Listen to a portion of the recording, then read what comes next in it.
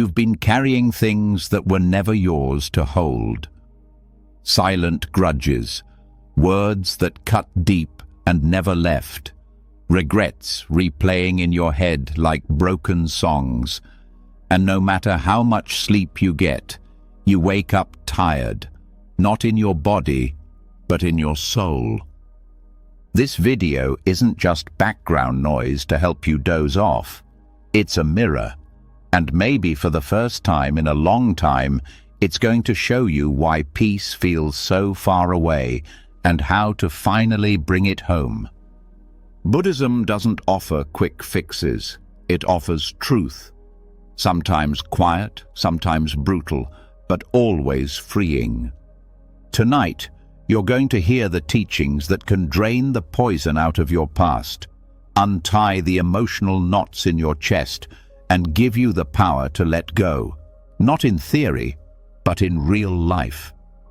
This is for the part of you that's had enough, the part of you that's ready to stop suffering over things that no longer exist, to stop fighting ghosts that live only in your mind.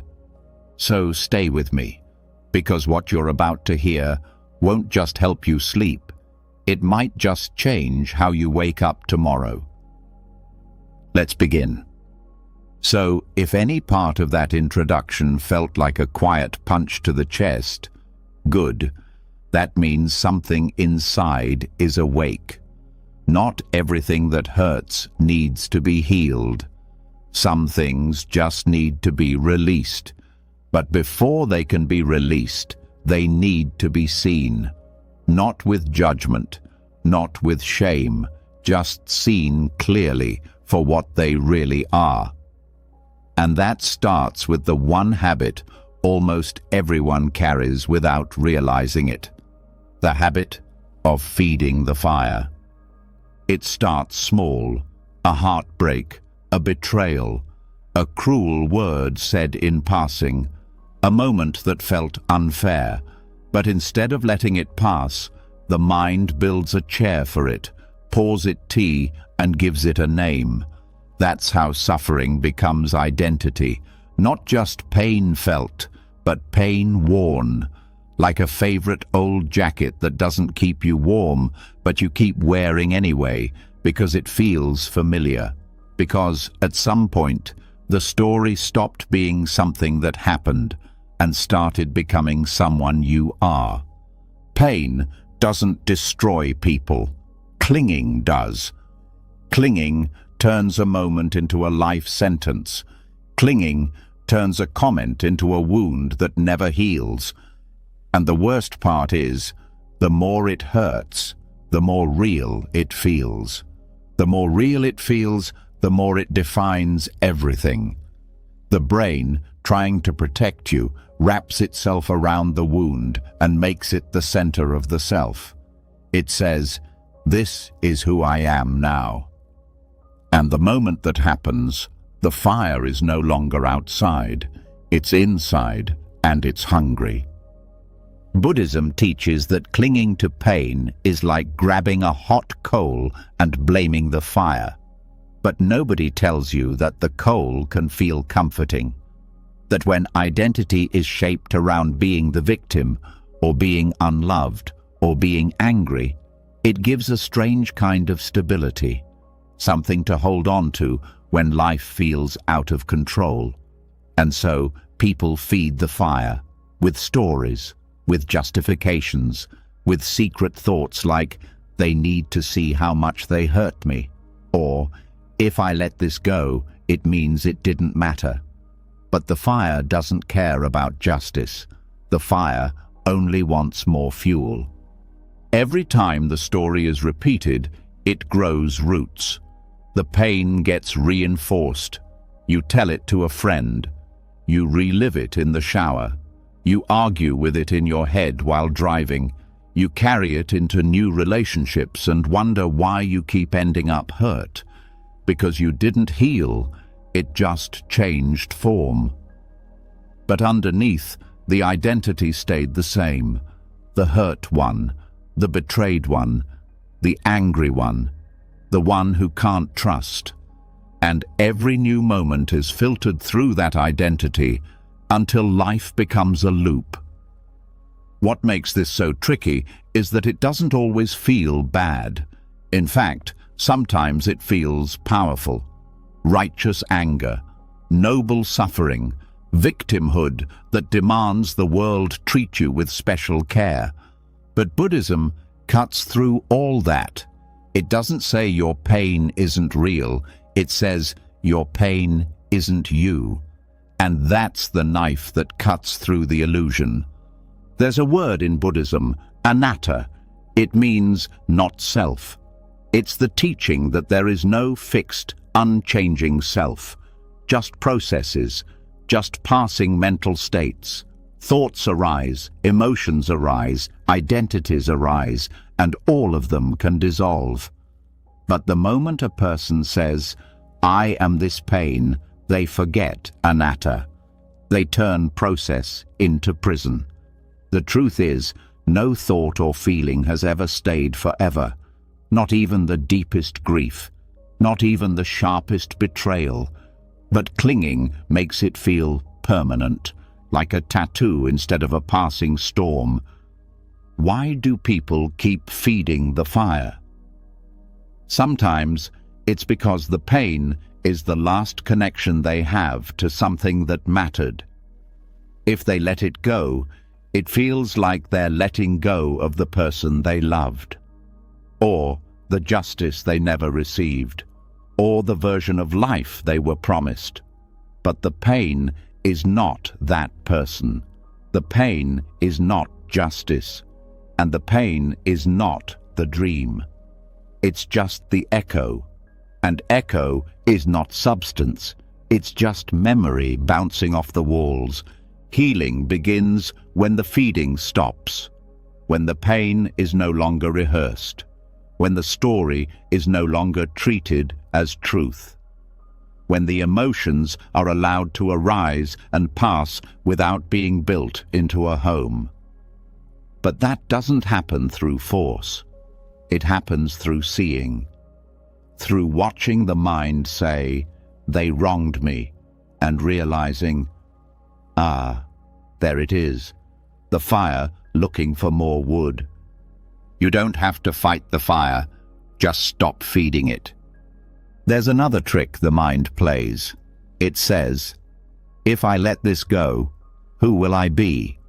Because when a person has carried hurt for so long, releasing it feels like death, like a funeral for part of the self. And in a way, it is. But that's what growth feels like grieving the version of yourself that couldn't let go. And in that space, something new can be born, not because you forced healing, but because you stopped identifying with what hurt you. Monks don't walk around chanting affirmations all day. They don't tell themselves they're healed. They observe, they watch, they let go. Because Buddhist practice isn't about fixing the mind, it's about understanding it. Watching how thoughts arise, how pain tries to grip, how identity tries to hook itself onto whatever feels most powerful. And by watching it, without judgment, without resistance, it loses its grip. You don't kill the fire, you just stop handing it matches. In stillness, you start to see clearly. Not just the pain, but the craving underneath it. The craving to be seen as right. The craving to be understood. The craving to never feel that way again. And that craving is the clinging. Buddhism doesn't tell you to stop feeling. It tells you to stop craving. Stop needing things to be different than they are. Because that need, that friction between what is and what should be, is where suffering begins.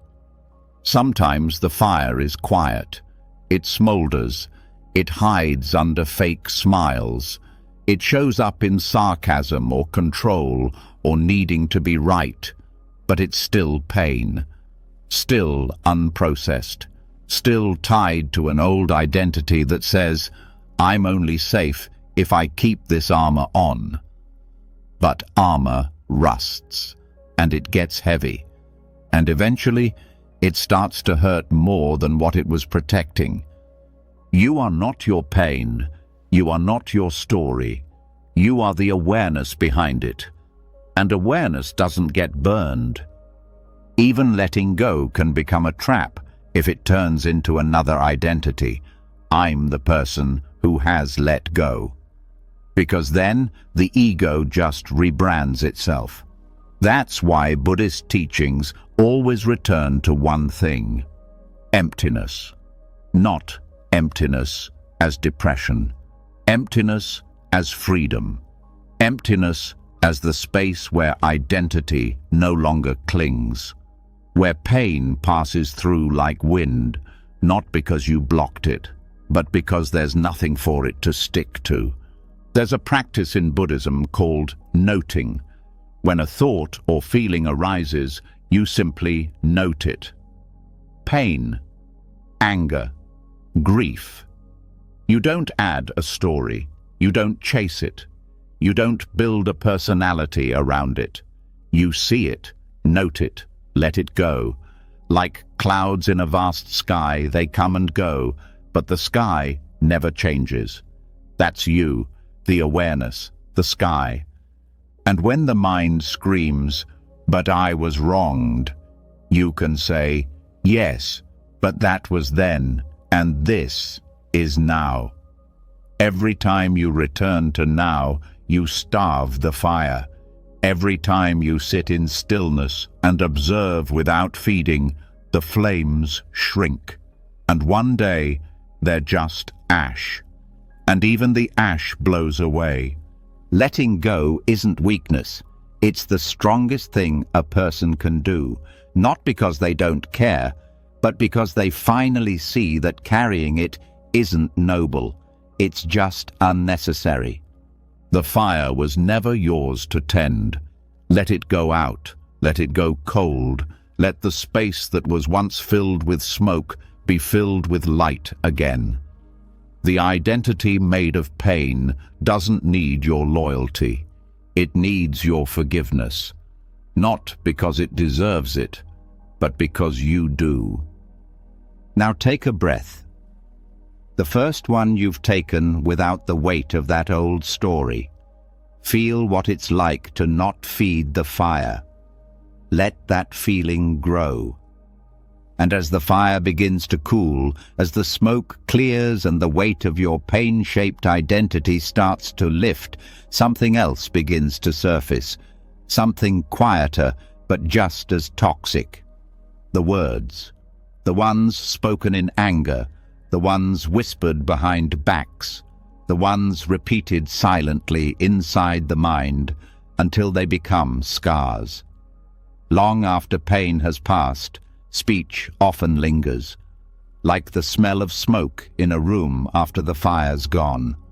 What was said or heard can outlive what was done.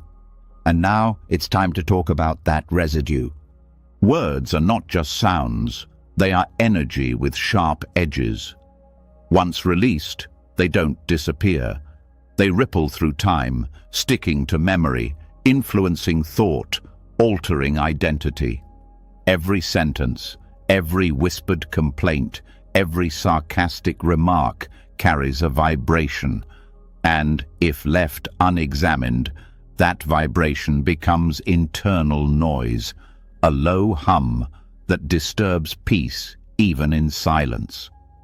People forget that speaking is an action, and every action has karma.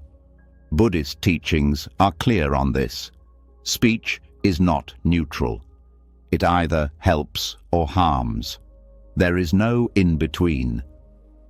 Right speech is one of the core limbs of the Noble Eightfold Path, not because of politeness, but because words shape reality.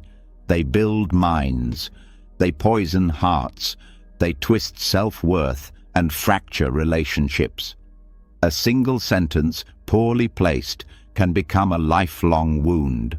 And sometimes the most damaging words are not the ones shouted, but the ones repeated quietly, again and again, inside your own head.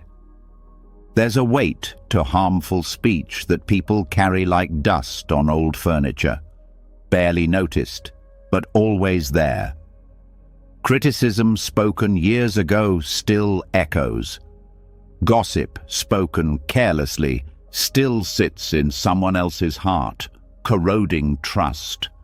Insults wrapped in jokes, shaming disguised as advice, judgments dressed as concern. It all piles up, not just in others, but in you. Because when you speak negatively, the echo doesn't just affect the listener, it shapes the speaker. It builds a mirror of negativity you eventually turn inward. And it's not just what's said aloud. Inner speech has power too. The way you talk to yourself matters. If the inner voice speaks in cruelty, in doubt, in ridicule, then that voice becomes the narrator of your life. It comments on everything. It tells you who you are, and slowly you start to believe it. I'm not good enough. No one listens to me. I always mess things up.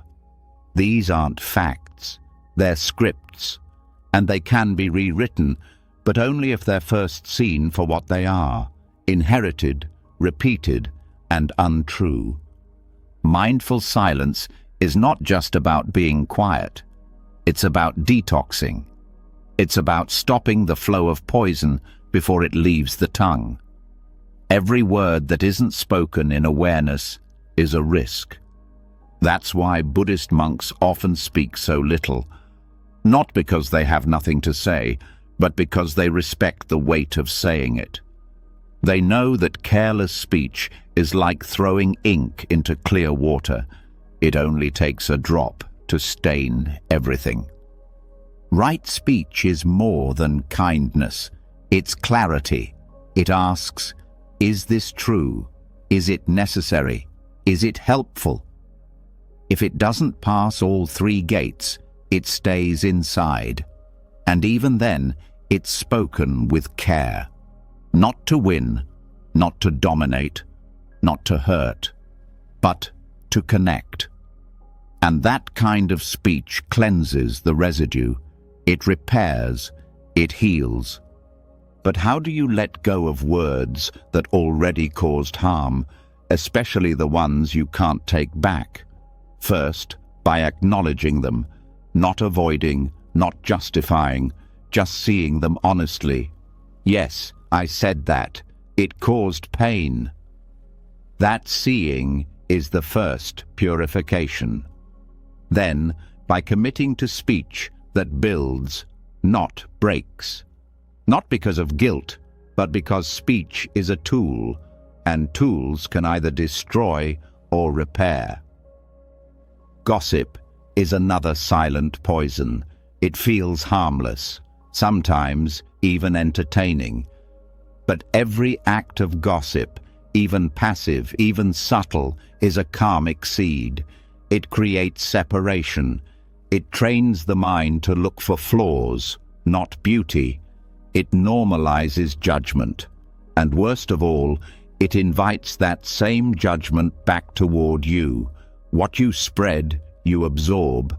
So even when it feels harmless, gossip leaves a residue. It pollutes your view of the world, making it harder to trust, harder to love, harder to feel at peace. Internalized criticism is its own cage. Sometimes the voice is not yours.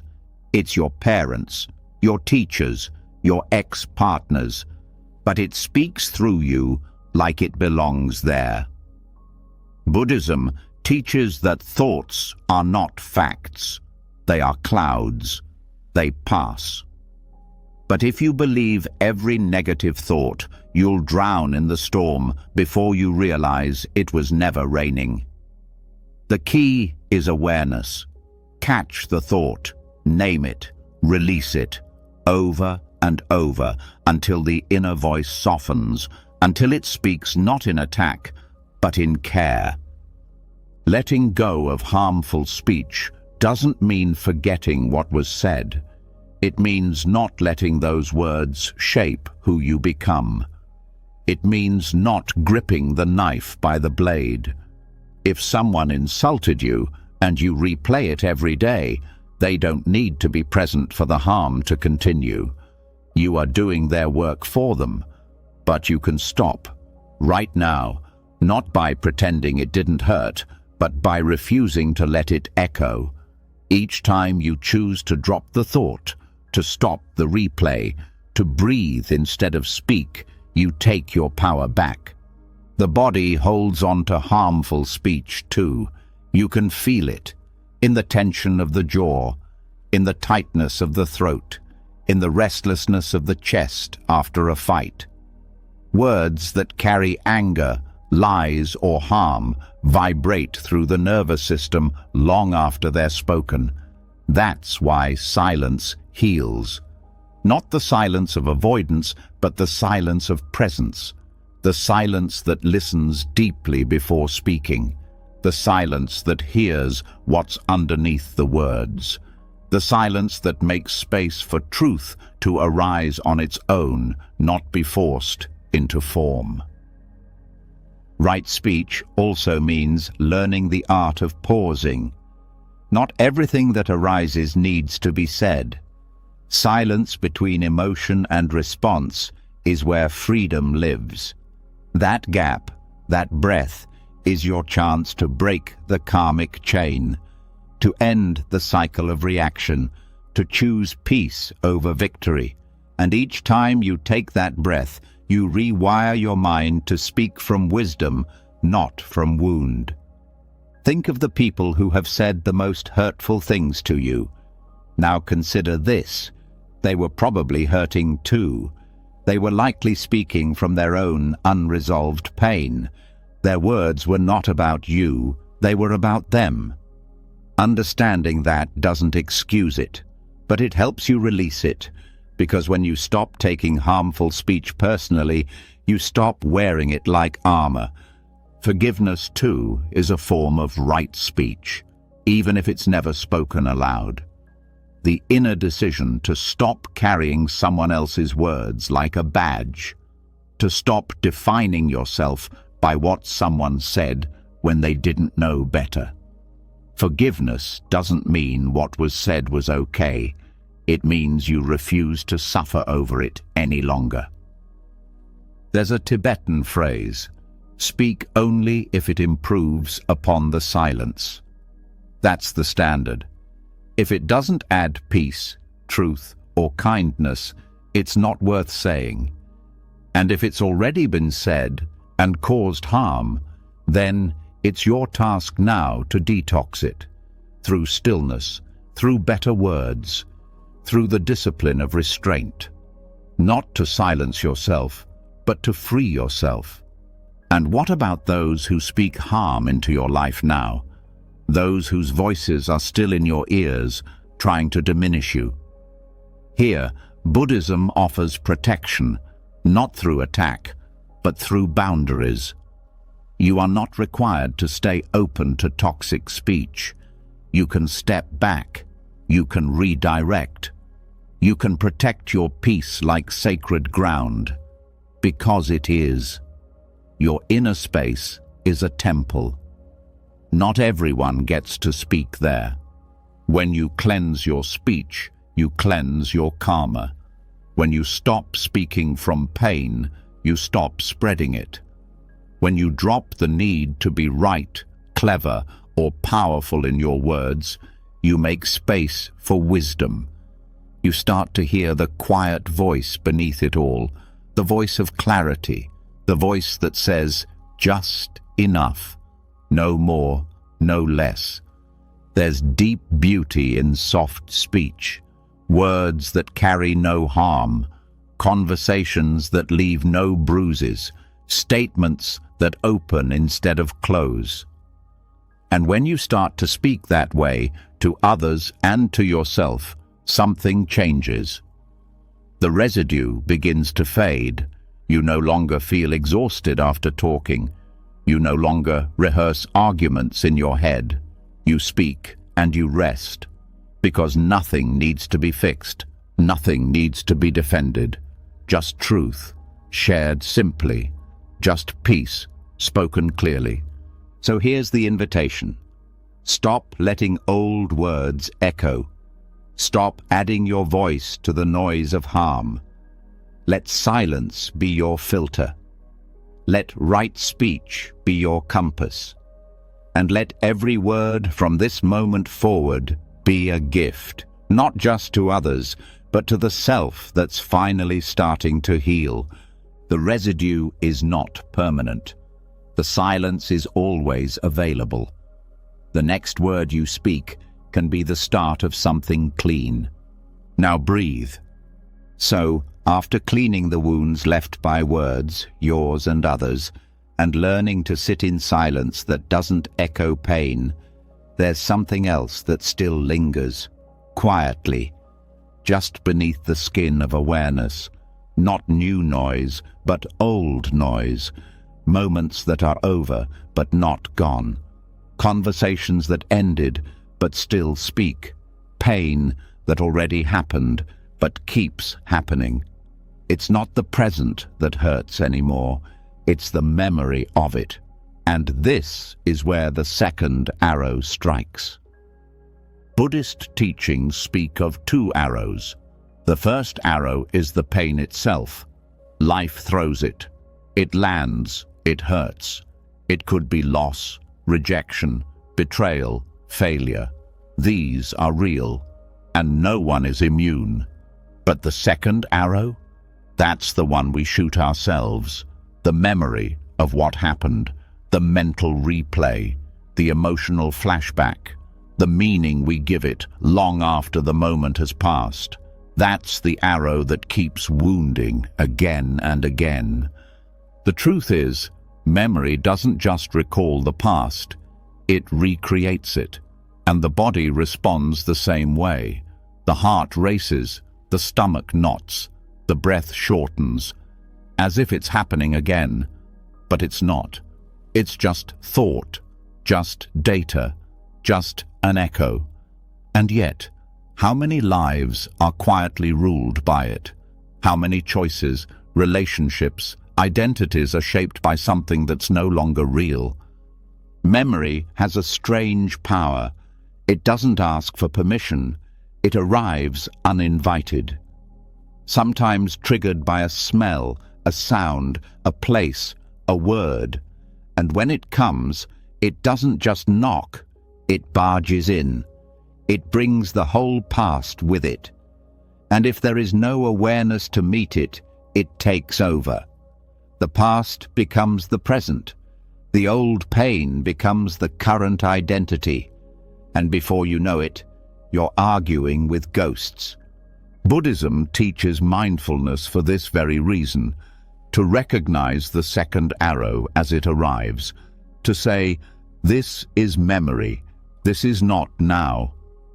That recognition breaks the spell. But most people never question it. They sit in the memory like it's a room they can't leave. They cry for a conversation they'll never have. They ache for justice that never came. They punish themselves for mistakes that can't be undone. The mind becomes a courtroom with no exit, only endless trials over things that can't be retried. And what's worse, the mind edits memory. It distorts. It adds meaning. It rewrites intention. A neutral moment becomes a betrayal. A mistake becomes identity. A single loss becomes the foundation for years of fear. And the more it's repeated, the more real it feels. The more real it feels, the more it controls. This is why Buddhist teachings focus on the present. Not because the past doesn't matter, but because the past has no power without attention. Memory only bites when it's fed, when it's fused with emotion, when the mind attaches identity to it. But if it's observed skillfully, memory becomes just another passing thought. It can rise and fall like a wave without pulling you under.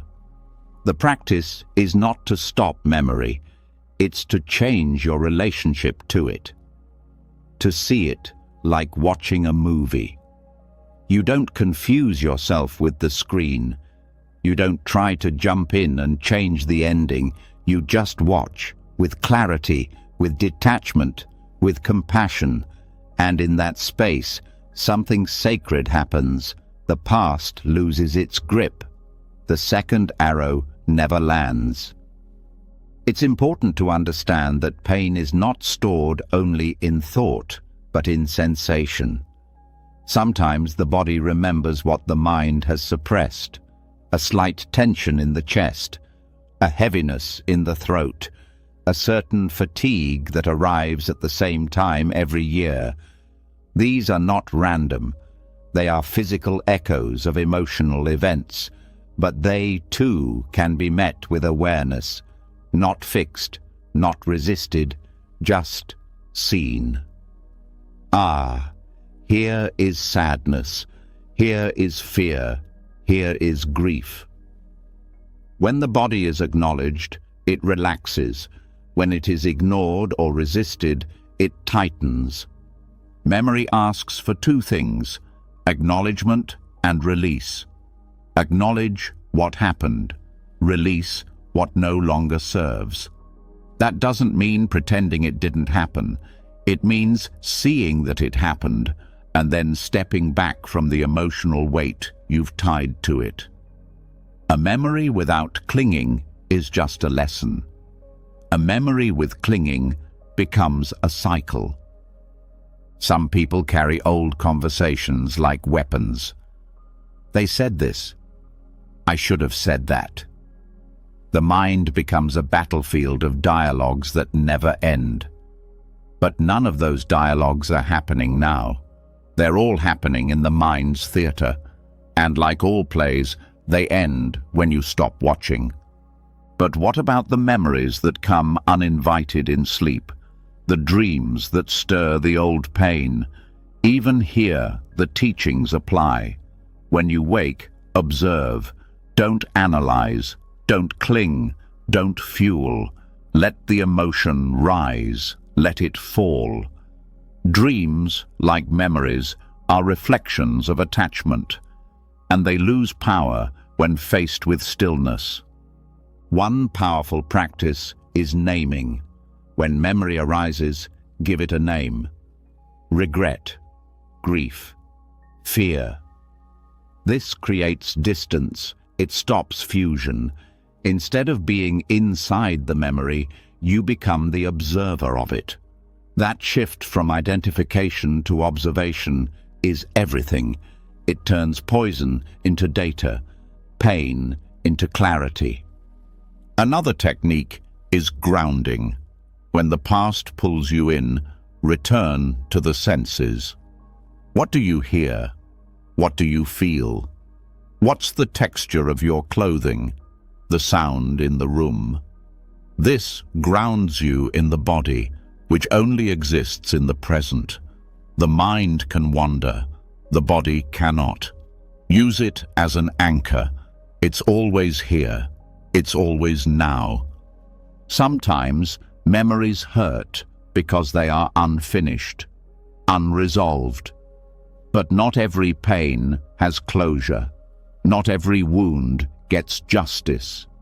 And Buddhism offers a radical truth. Peace does not depend on resolution. It depends on release.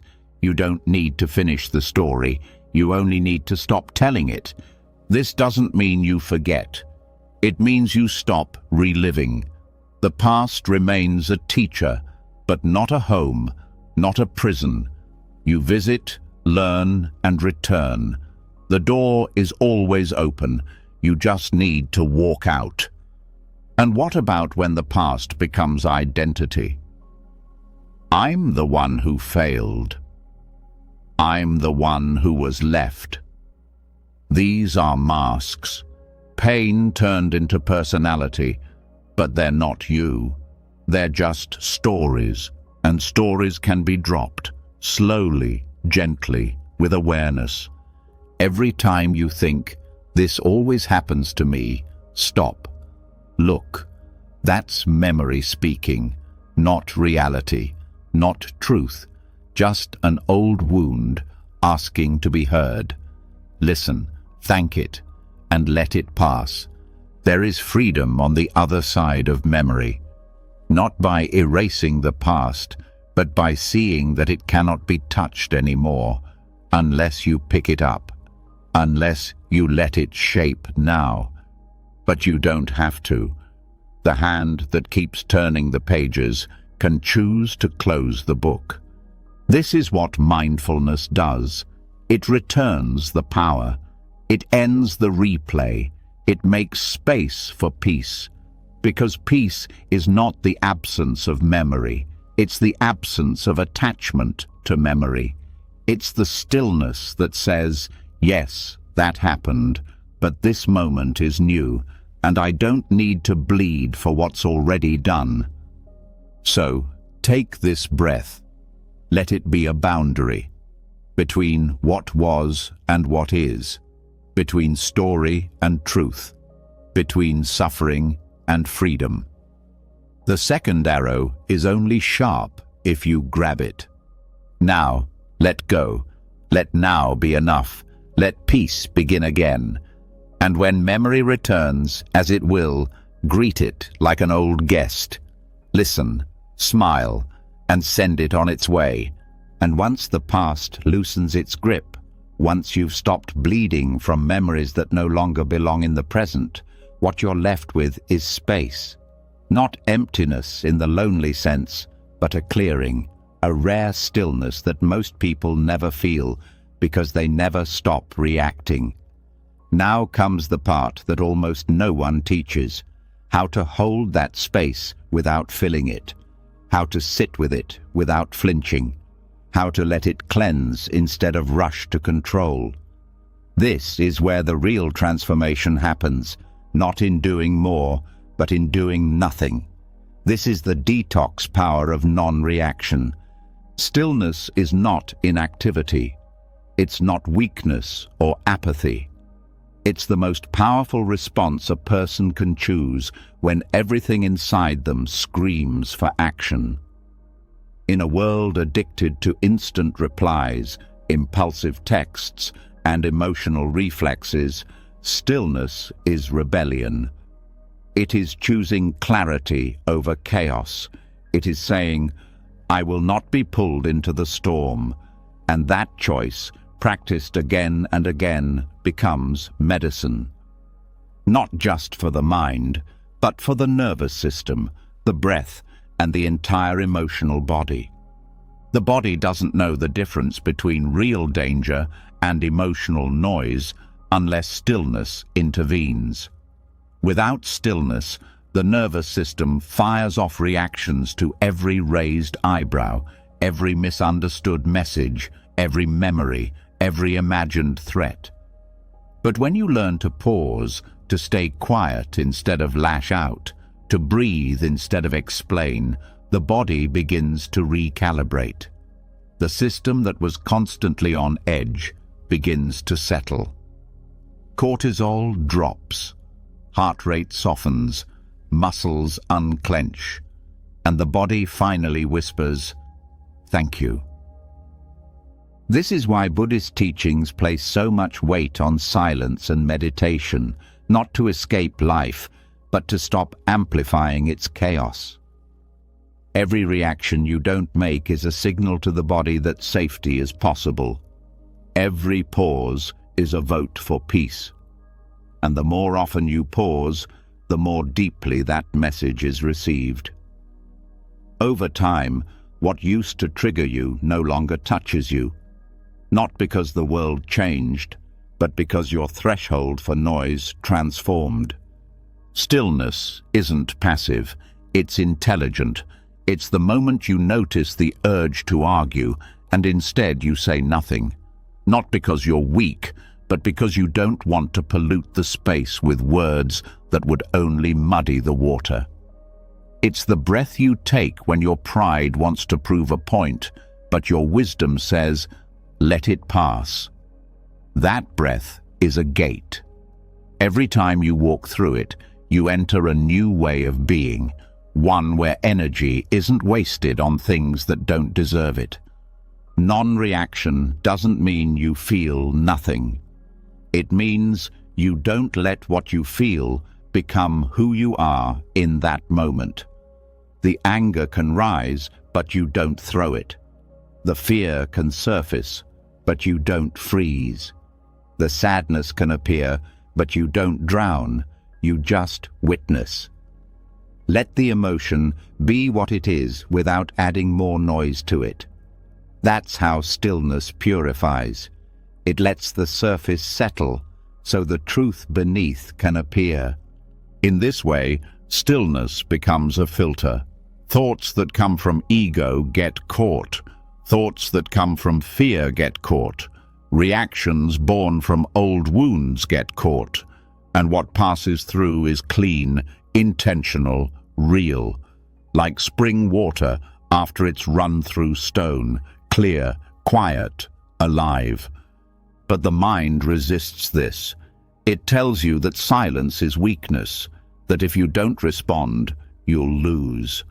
That if you don't defend yourself, they'll think they're right. But that's just ego dressing up as protection. The truth is, non-reaction is strength. It's restraint without suppression. It's silence without resentment.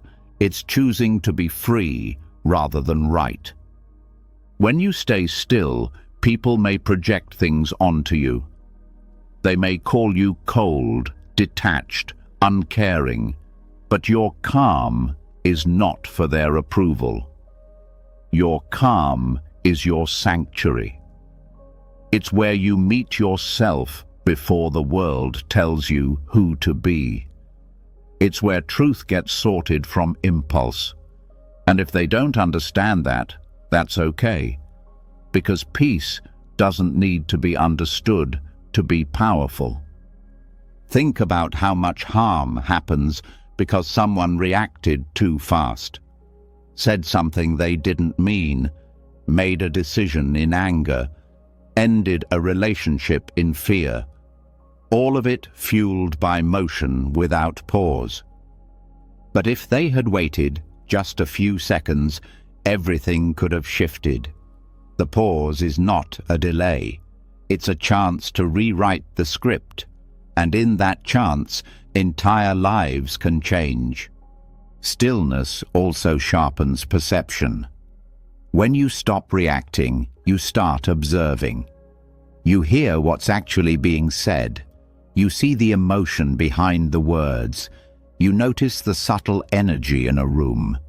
And this awareness helps you move through life with precision. Not guessing, not defending, just noticing. That noticing, over time, becomes intuition. And intuition is the kind of wisdom no book can teach. The nervous system is not built to be in fight or flight all the time, but the modern world keeps people there, on edge, reactive, overstimulated. Stillness is the counterweight. It says to the body, you can rest now. And the body listens.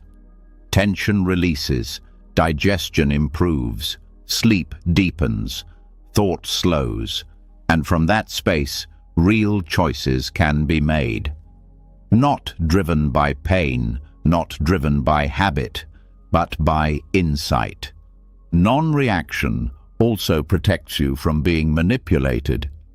If someone cannot provoke you, they cannot control you. Every time you don't react to a button pushed, the button loses its power. This is not detachment, it's freedom, emotional clarity without the need to perform, stillness that disarms chaos simply by refusing to dance with it. But stillness is a practice. It doesn't arrive fully formed. It must be chosen again and again, in traffic, in arguments, in moments of loneliness. It must be built like muscle, small, quiet choices that add up. And some days it will feel impossible. That's okay. The practice is not perfection, it's return. Return to the pause, return to the breath, return to the part of you that doesn't need to prove anything to feel whole. Even when mistakes happen, even when you react, it's still possible to return to stillness. You don't lose the path by stepping off it. You lose it by refusing to come back. Every return is sacred. Every pause is progress. Even the space between thoughts, when held with awareness, becomes part of the purification. Stillness also teaches you how to listen, not just to others, but to yourself. The wisdom you seek is already inside, but it can't speak over the noise. It needs silence, spaciousness, breath.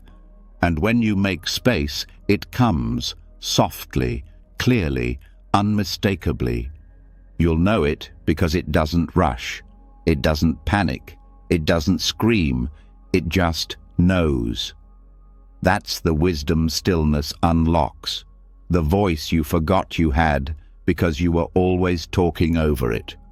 So the next time you're about to speak, pause. The next time you're about to text, breathe. The next time you're about to react, wait.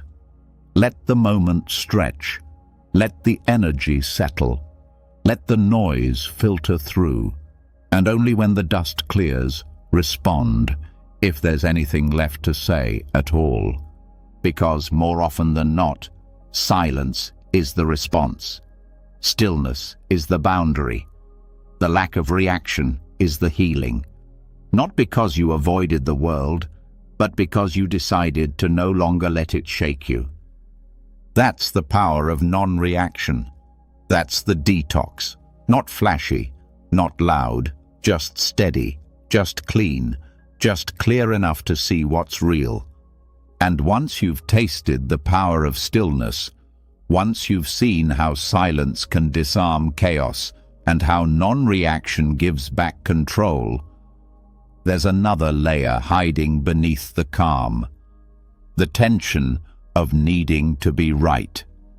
Even in quiet minds, this urge clings. It doesn't shout, but it tightens. It turns conversations into battles.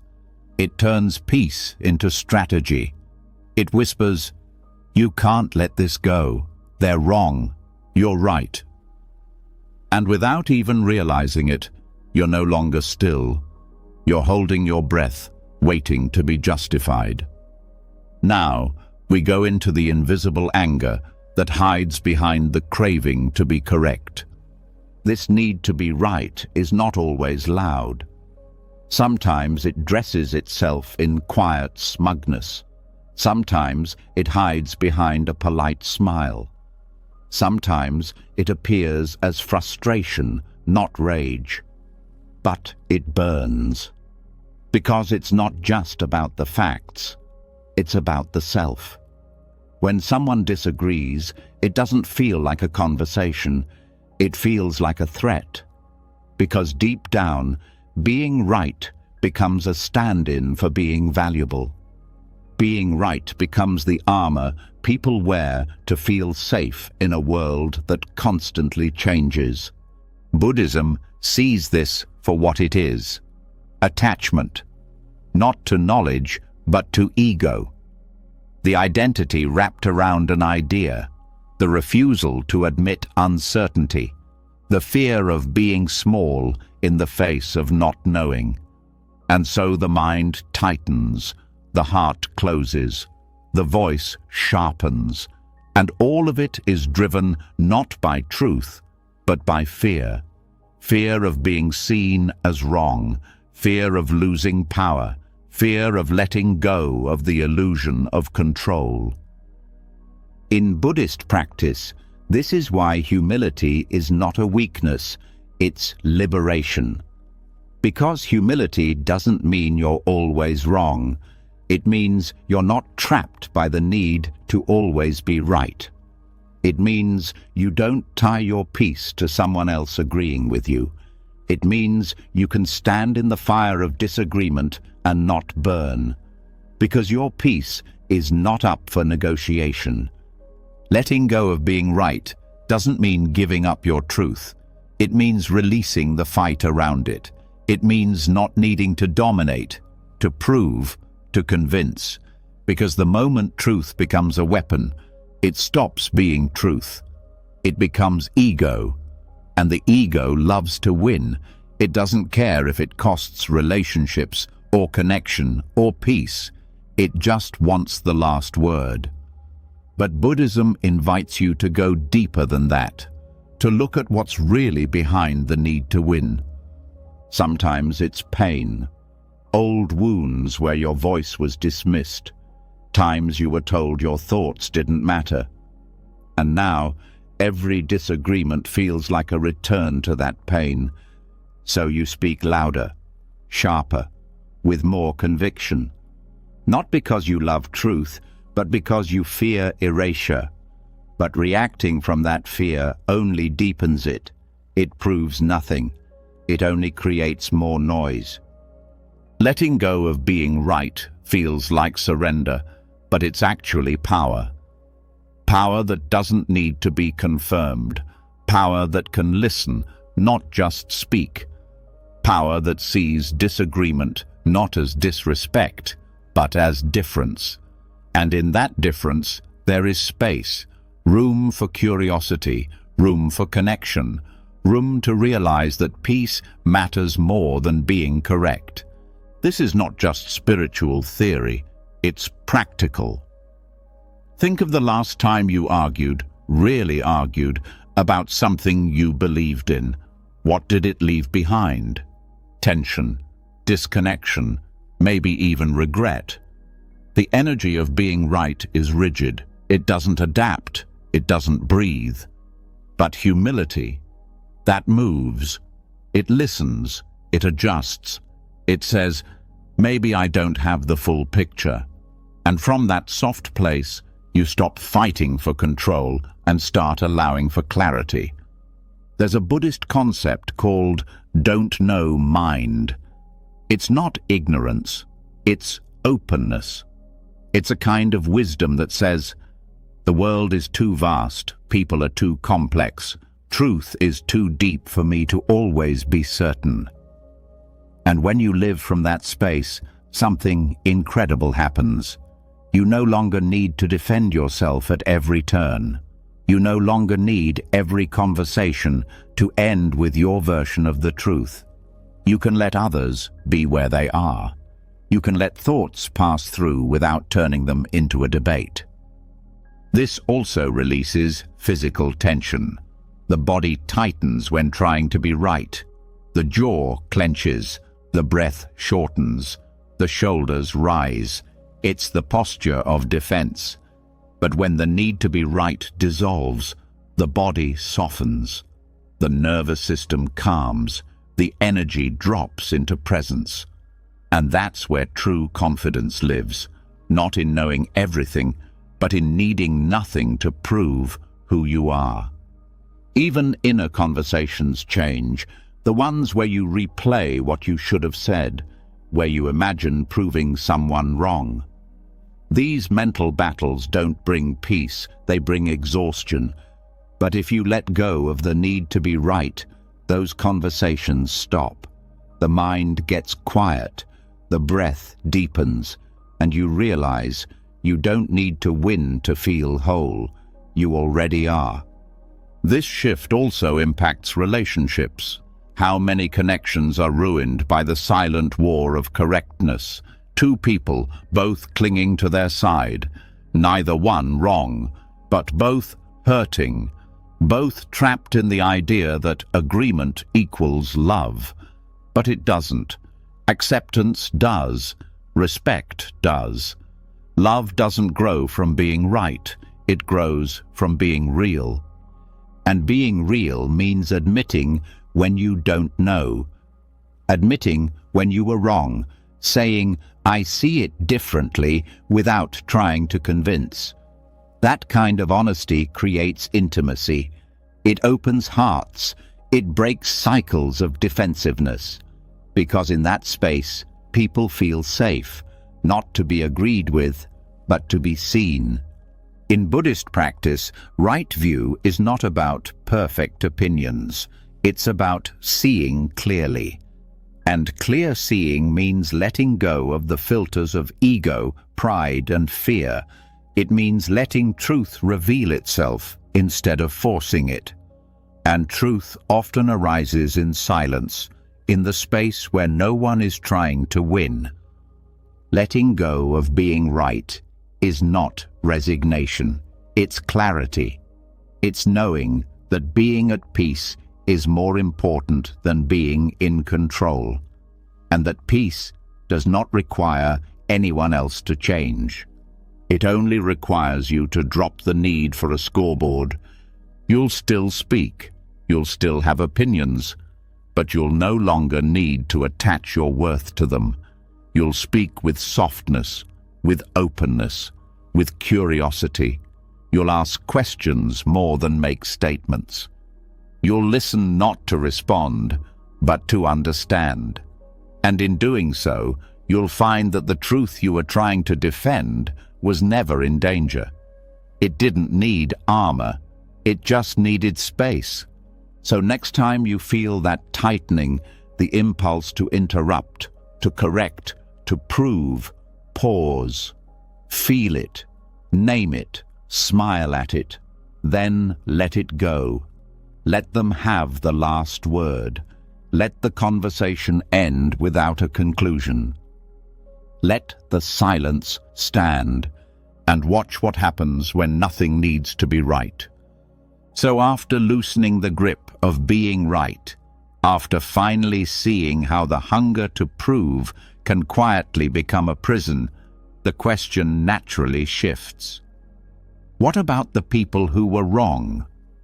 What about the things they did, the things they still haven't made right? What about the words that never came, the apologies that were never offered, the justice that never arrived? This is where the heart hardens without realizing it. This is where resentment disguises itself as fairness. And this is where we meet one of the most difficult illusions to let go of, the idea that someone still owes you something, that emotional debt must be paid before you can move on. It starts with a simple story. Someone hurt you. They lied. They left. They broke what they promised, and your heart kept score. It's natural. The mind creates balance sheets. Who gave what? Who took more? Who needs to make it right?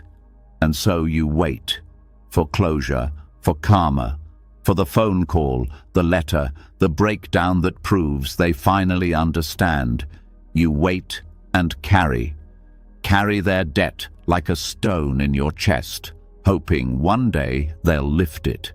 But they don't. Maybe they never will. And here's the harsh truth.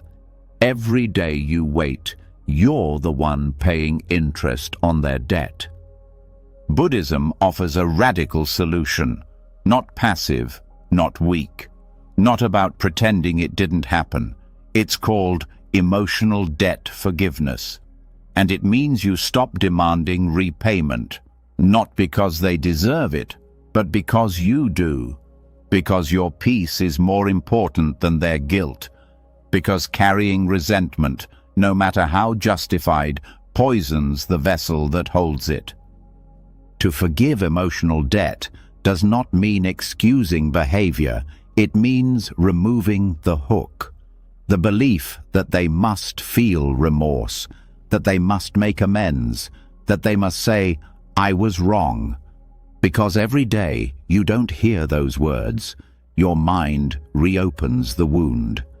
Every time you see their face or hear their name, the balance sheet lights up, and the pain returns, not from what they did, but from your belief that they still owe you something now. This doesn't mean letting injustice win. It means recognizing that karmic justice doesn't run on your timeline. That sometimes Those who hurt you move on untouched. Not because they're free, but because life has its own way of returning lessons. You don't have to be the one to deliver their awakening. And more importantly, you're not the one who should keep suffering until they wake up. Releasing emotional debt is releasing the story that says, I can't heal until they make it right.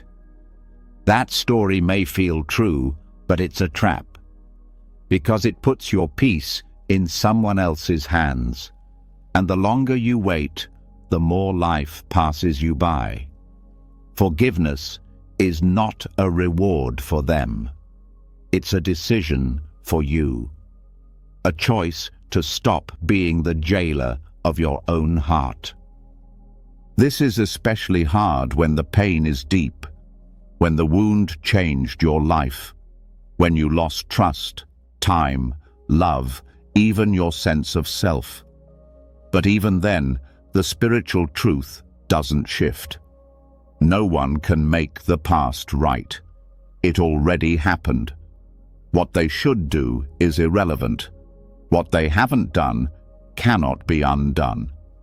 The only question is, will you keep handing them your peace? Emotional debt shows up in the smallest thoughts. They never appreciated me. They never said thank you after everything I did for them. These thoughts are contracts that were never signed, expectations that never became reality. But the energy remains like unpaid invoices in your nervous system, and every time they resurface, they add weight, not to them, to you. So what does it look like to forgive emotional debt? It starts with one sentence. They owe me nothing now. Not because they gave enough, but because you've decided to stop waiting. This isn't spiritual bypassing, it's spiritual maturity. It's choosing to no longer invest your time, your thoughts, your emotions in a transaction that will never complete. You might ask, but doesn't that let them off the hook? No, it lets you off the hook you've been hanging from. They still have their karma, their journey, their awakening, but it's not your job to carry the weight of what they haven't faced. That burden was never yours to begin with. Forgiving emotional debt is also an act of self-respect. It says, I choose my peace over your apology. It says, my healing will not wait for your awareness. It says, even if you never feel sorry, I will stop bleeding from the wound.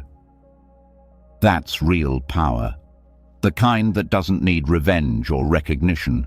The kind that moves on in silence with dignity. There's another layer here. Sometimes the one you feel owes you is yourself. You carry regret, guilt, the belief that you should have known better, done more, protected yourself. You replay mistakes like courtroom evidence, and in that loop you become both victim and judge. But that too is a form of emotional debt, and you can forgive it.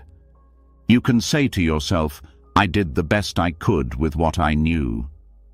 You can say, I release the need to punish myself. You can say, I owe myself love, not shame. And in doing so, you break the cycle of inner resentment that silently erodes joy. The same principles apply. Stop keeping score. Stop holding old versions of yourself hostage. Set them free. Because karmic healing is never about making others feel bad. It's about no longer feeling bad yourself. Letting go of emotional debt doesn't erase the past. It just stops you from dragging it into the present. It stops you from building your future around old pain. It frees your hands so they can finally hold something new. And what about those who truly acted with cruelty? Those who never even thought twice? The mind will say, they don't deserve peace. But this isn't about them, it's about you. You're the one suffering. You're the one stuck. You're the one burning every time their name appears in your thoughts. And every time you relive it, they win again. So let go. Not to absolve them, but to release you. Let go because you're tired. Let go because you want your energy back. Let go because the version of you who's waiting for justice can never be the version who lives in peace. Forgiveness doesn't always feel good at first. It can feel unfair, empty, strange. But over time, it lightens, it clears space. And in that space, something beautiful happens. Peace returns, not because you forced it, but because you made room for it.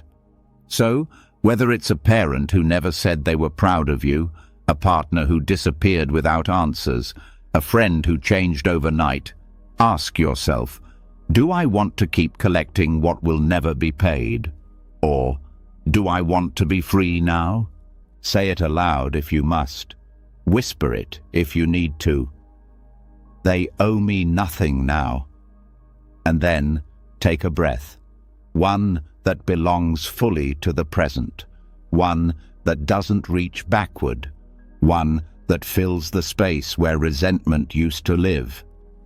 Because there's more life waiting for you on the other side of that forgiveness. There's clarity, there's peace, there's stillness, and maybe, most importantly, there's you. Whole again, not because the past changed, but because you stopped living inside it. And with that release, we continue. And once the weight of emotional debt has been lifted, once you've stopped handing your peace to people who never returned the favor, there's a new silence in your chest. But silence, while sacred, reveals things. What was buried under all that resentment begins to surface. It's not the pain they caused anymore. It's the voice inside that insisted on holding it. The part that needed to feel wronged. The part that wanted to be the victim, the judge, the hero, all at once. This is where we meet the real root of so much suffering. Not others, but the self that can't let go. Not the true self, the false one, the noisy one, the shadow made of ego. The ego is not a villain. It's not evil. It's a survival strategy that overstayed its welcome. It was built in childhood, shaped by praise and punishment, molded by roles and labels. And now it walks through life collecting identity, job titles, opinions, emotional scars, who hurt you, who you think you are. But in the process, it forgets what's underneath. It forgets stillness. It forgets peace. Because peace doesn't shout. But ego always does. Ego amplifies negative energy by wrapping every experience in story. Instead of someone criticized me, it becomes they disrespected me and I won't forget it. Instead of I failed, it becomes I am a failure. Ego personalizes everything. It tightens around pain and makes it about identity. And once the pain becomes you, you carry it everywhere, not because it hurts, but because the ego says it's who you are. This is how defensiveness is born, not because you're weak, but because the ego feels threatened. Someone disagrees and the mind prepares for battle, not to find truth, but to protect the image it built. This is why judgment comes so easily. The ego builds itself by comparison. If you're better than someone, even just in thought, the ego feels a moment of safety. But that safety doesn't last. It needs constant proof, constant performance, constant noise. In Buddhist thought, this is the great illusion, that the self is fixed, solid, important. But the more you look at it, the more you realize it's smoke. Temporary thoughts, passing moods, conditional preferences, nothing you can hold. And yet, when ego is believed, everything hurts more. Every criticism becomes a wound. Every failure becomes shame. Every disagreement becomes war. Dissolving ego is not an attack. It's a softening. It's the realization that nothing about you needs defense. That being wrong doesn't mean you're worthless. That being unseen doesn't mean you're invisible. That you don't need to have the last word to be whole. When the ego fades, peace floods in, not because the world changed, but because the mind stopped resisting it. Ego also keeps old pain alive. It says, you were disrespected, don't forget it. They left you, don't forgive it. It recycles memory, not to understand, but to remain important. The longer the grudge lives, the more the ego has to hold.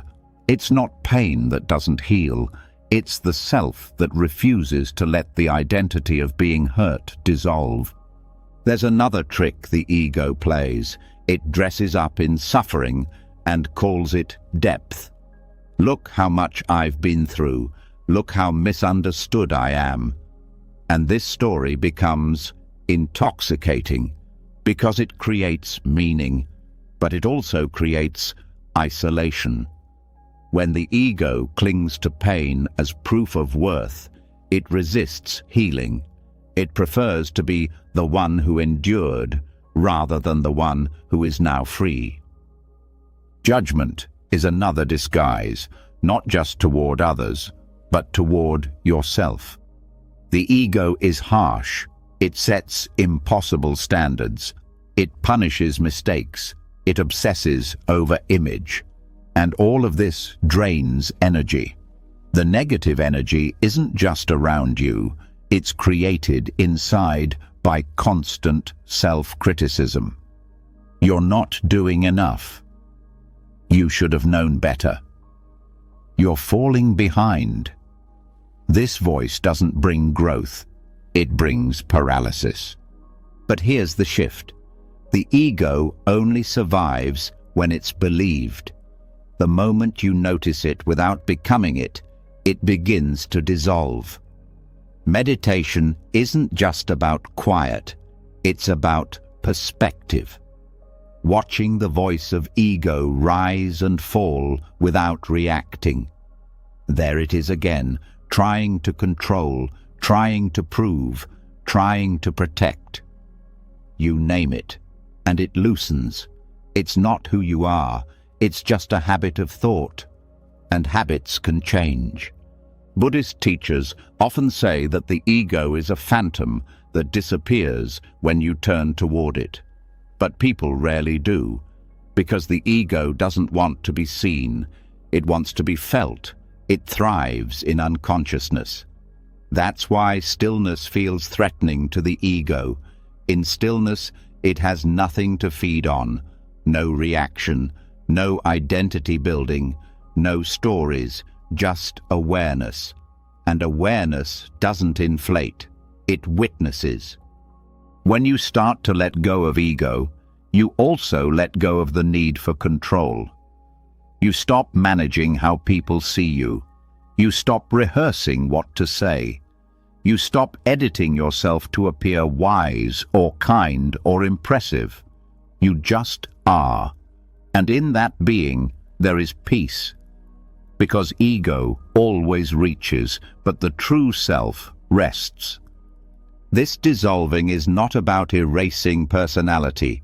It's about releasing the false layer that makes everything personal. You can still feel, still choose, still care, but the need to be important, to be right, to be seen, no longer rules you. And when it doesn't rule you, negative energy loses its power. What used to be offense becomes indifference. What used to be shame becomes gentleness. What used to be drama becomes silence. Even grief shifts. The ego says, "You've lost something you needed." The heart says, "You were blessed to love at all." Ego makes death and failure personal. Awareness sees them as part of life's flow. Neither is wrong, but only one leads to freedom. Relationships change too. The ego craves approval. It performs, it hides. But real connection doesn't need performance. It needs presence, vulnerability, the willingness to not know, to not shine, to just show up. When ego fades, love deepens. Not the romantic kind, the human kind, the kind that doesn't need to impress to feel safe. Even the way you deal with negativity changes. When ego is in charge, you fight back, you argue, you defend. But when the self is quiet, the negativity passes through, like wind through an open window. No hooks, no fuel, just passing weather. Because you're no longer reacting from identity, you're responding from stillness. And that stillness becomes your home. Not perfect, not above the world, just not trapped in it. You still feel, you still act, but nothing sticks, because the self that once held everything so tightly has opened its hand. You will still have thoughts, still have preferences, still want things, but the grasping fades, the urgency softens. You see the ego rise and you smile at it, not with judgment, but with kindness, like an old friend who meant well but caused trouble. Thank you for trying to protect me, but I'm safe now. And you are. Safe from the inside out. Not because the world is easier, but because the war within has ended. Now breathe. Let that breath be without effort, without ownership, just breath. And once the ego begins to dissolve, once the self stops screaming for importance, stops clinging to its wounds, stops wrapping pain in identity, there's a strange quiet left behind. But into that quiet often creeps a final voice, more subtle than pride, more persistent than anger. It says, they should still pay for what they did. This isn't just about hurt feelings anymore. This is about justice, about fairness, about the desire to balance the scales when no one else will. But what if this craving for justice, this hunger for revenge, is just another shadow in disguise? What if chasing it only leads deeper into suffering? Buddhism teaches that the need for retribution is rooted in delusion, not because justice is wrong, but because attachment to justice creates more pain than resolution. It's like chasing smoke and calling it fire. The mind believes that revenge will satisfy something, that once they hurt the way you hurt, the weight will lift. But the truth is, the weight doesn't come from what they did. It comes from the belief that you can't be free until they suffer. The desire for revenge is an echo of the ego, a last attempt to feel in control. When the ego can't protect the self through power or pride, it turns to punishment. If I can't undo what happened, I'll at least make them pay. But punishment doesn't heal. It delays healing. It consumes energy. And worst of all, it keeps you linked to the very thing you wish to escape. Every time you think of what they did and feel the spike of anger, the fire of bitterness, that is your own nervous system reacting to a story. A story that says, I'm not okay until they get what they deserve. That story becomes a cage, not for them, for you. Because while they may move on, forget, or never realize the damage, they still live inside your body, in your thoughts, in your nervous system. They win again every time you replay the pain. In Buddhism, this attachment is called grasping. Grasping at what should be. Grasping at imagined justice. Grasping at an emotional transaction that will never clear. And like all grasping, it generates suffering. Because it fights reality. And nothing creates more internal noise than the refusal to accept that life unfolded unfairly. You can seek justice through legal or social means. You can speak truth. You can protect others. But when it becomes personal, when it becomes about watching them fall, watching them cry, watching them lose, then you are no longer seeking justice.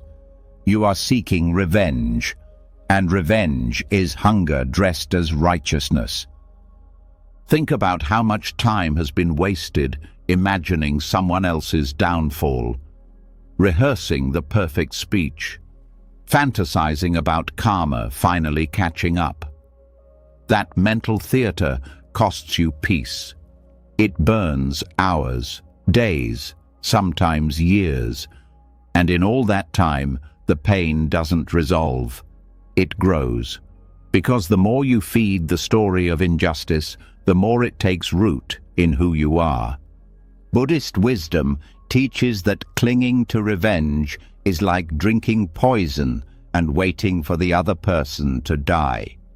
It's self-destruction in slow motion.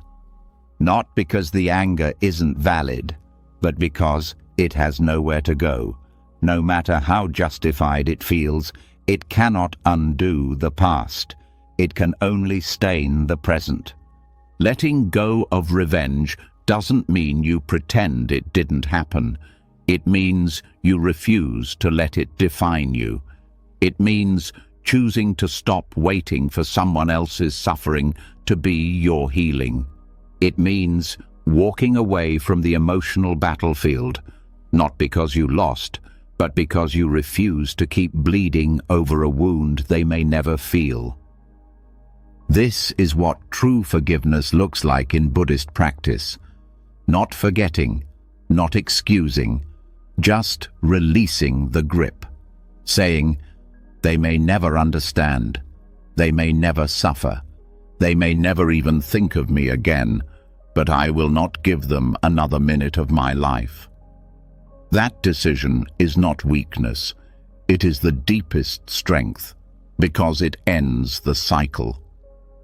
You may wonder, if I let go of the desire for justice, aren't I betraying myself? But what if the opposite is true? What if holding on to that desire is the betrayal? What if your peace matters more than their punishment? What if your future can't begin while your heart is still buried in theirs? Non-revenge does not mean passivity. It means clarity. It means doing what needs to be done from a place of wisdom, not obsession. It means protecting others without hating the ones who hurt. It means choosing your path, not theirs. Because here's the truth, justice will come. But not always in the form you want, not always on your timeline. Sometimes it arrives quietly, through their own regret, through their own karmic unraveling, or not at all. And even then, your peace doesn't have to wait, because justice is not the gate to freedom. Forgiveness is. When you drop the chase, you reclaim your energy. You stop feeding a fire that only burns you. You stop measuring your healing by their downfall. And suddenly, the story changes. You are no longer the one who was wronged. You are the one who walked away, with grace, with power, with nothing left to prove. And this isn't something that happens once, it's a daily practice. Every time the urge to punish arises, you notice it, you breathe, you soften, you ask, is this thought bringing me closer to peace or further from it? And with that awareness, the grip loosens. Sometimes you may feel the bitterness come back. It's okay. Don't fight it. Just don't feed it. Let it rise. Let it fall.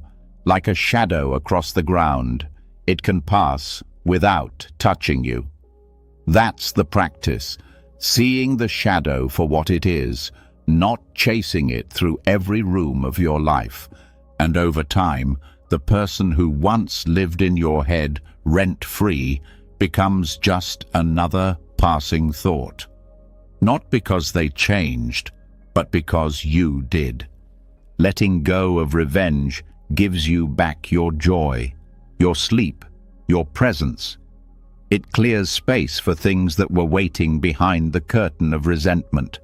Love, creativity, rest. None of those can grow in the soil of bitterness. You may never get the closure you wanted, but you can close the story yourself. You can say, it ends here, and mean it, not because it was fair, not because it's all resolved, but because you're done choosing pain over peace. The heart doesn't need everyone to suffer. It just needs to stop suffering itself. So let the shadow pass. Let justice find its own way. Let life take care of its own balance. You don't have to be the judge anymore. And from that release, the path becomes clear. And once the chase for justice is dropped, once the hand releases the sword and the soul stops pacing, waiting for payback, there's a strange feeling that begins to rise. Not peace. Not yet. What surfaces instead is raw, hot, fast. It says, I still feel wronged.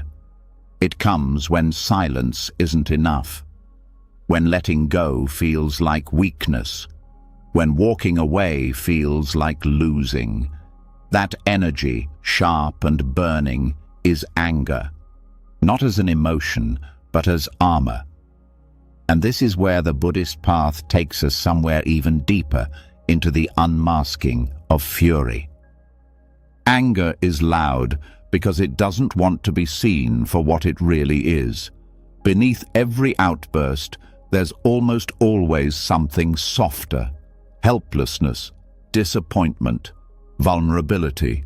But most people never stay long enough with anger to notice what's hiding under it. They react, they speak, they strike, they posture, and because anger gives a surge of energy, it feels powerful. But what it often covers is a profound sense of powerlessness. Buddhist teachings don't deny anger. They recognize it as part of the human experience. But they warn us, anger, when unexamined, multiplies suffering. Not because it's bad, but because it's misleading. It tells you you're in control now, when in truth you're being controlled. Controlled by a reaction to fear, controlled by a story that says, I must protect myself at all costs. Most people carry anger like a tool. It gets things done. It silences others. It builds walls. It demands space. But the cost of that tool is hidden: strained relationships, damaged trust, chronic tension, and a nervous system that never stops vibrating. Anger can make you look strong, but inside, it often builds emptiness. Because once the shouting stops, the fear returns, and the cycle repeats. Buddhism teaches that anger is a form of clinging to how things should have been. It rises when expectations collapse, when control is lost, when ego is bruised. And in that moment, instead of facing sadness or fear, the mind reaches for something easier to feel. Rage. It's faster. It's simpler. But it's not the truth. The truth is that most anger is grief in disguise.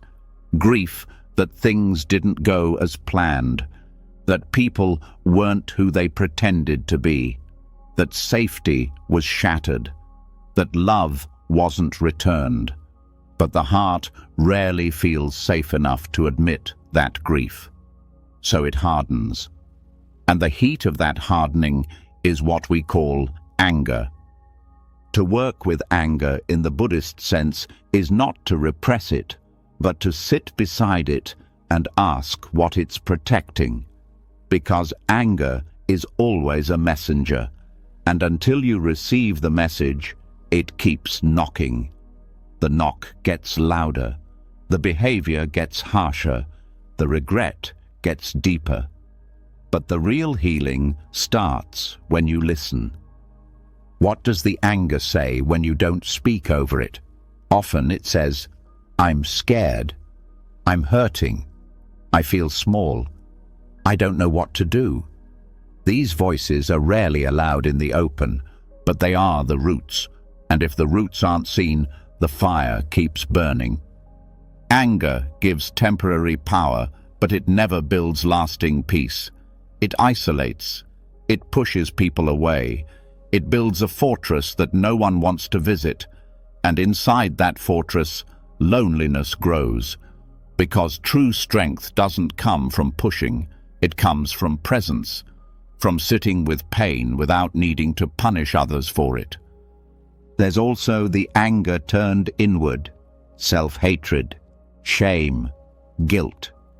These are just as corrosive, just as rooted in fear. The belief that you should have done better, that you weren't enough, that you failed. But Buddhist compassion isn't selective. It says the anger toward yourself deserves the same gentle attention as the anger toward others. You're not wrong for feeling.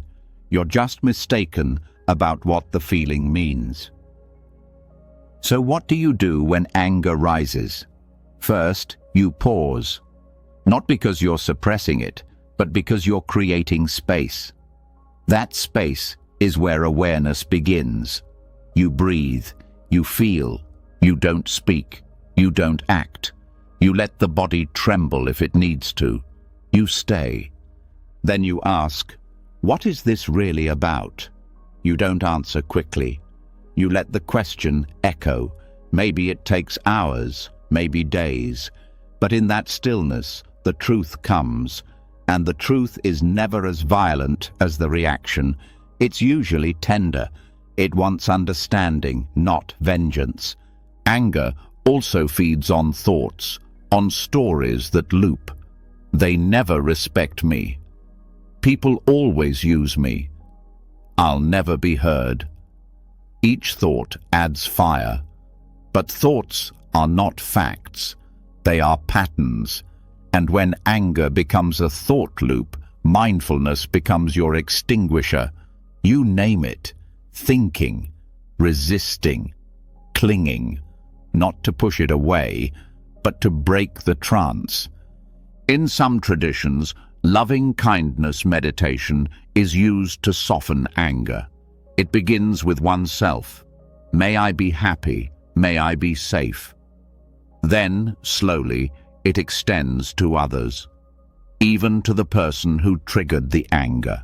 Not because you approve, but because hatred only binds you tighter.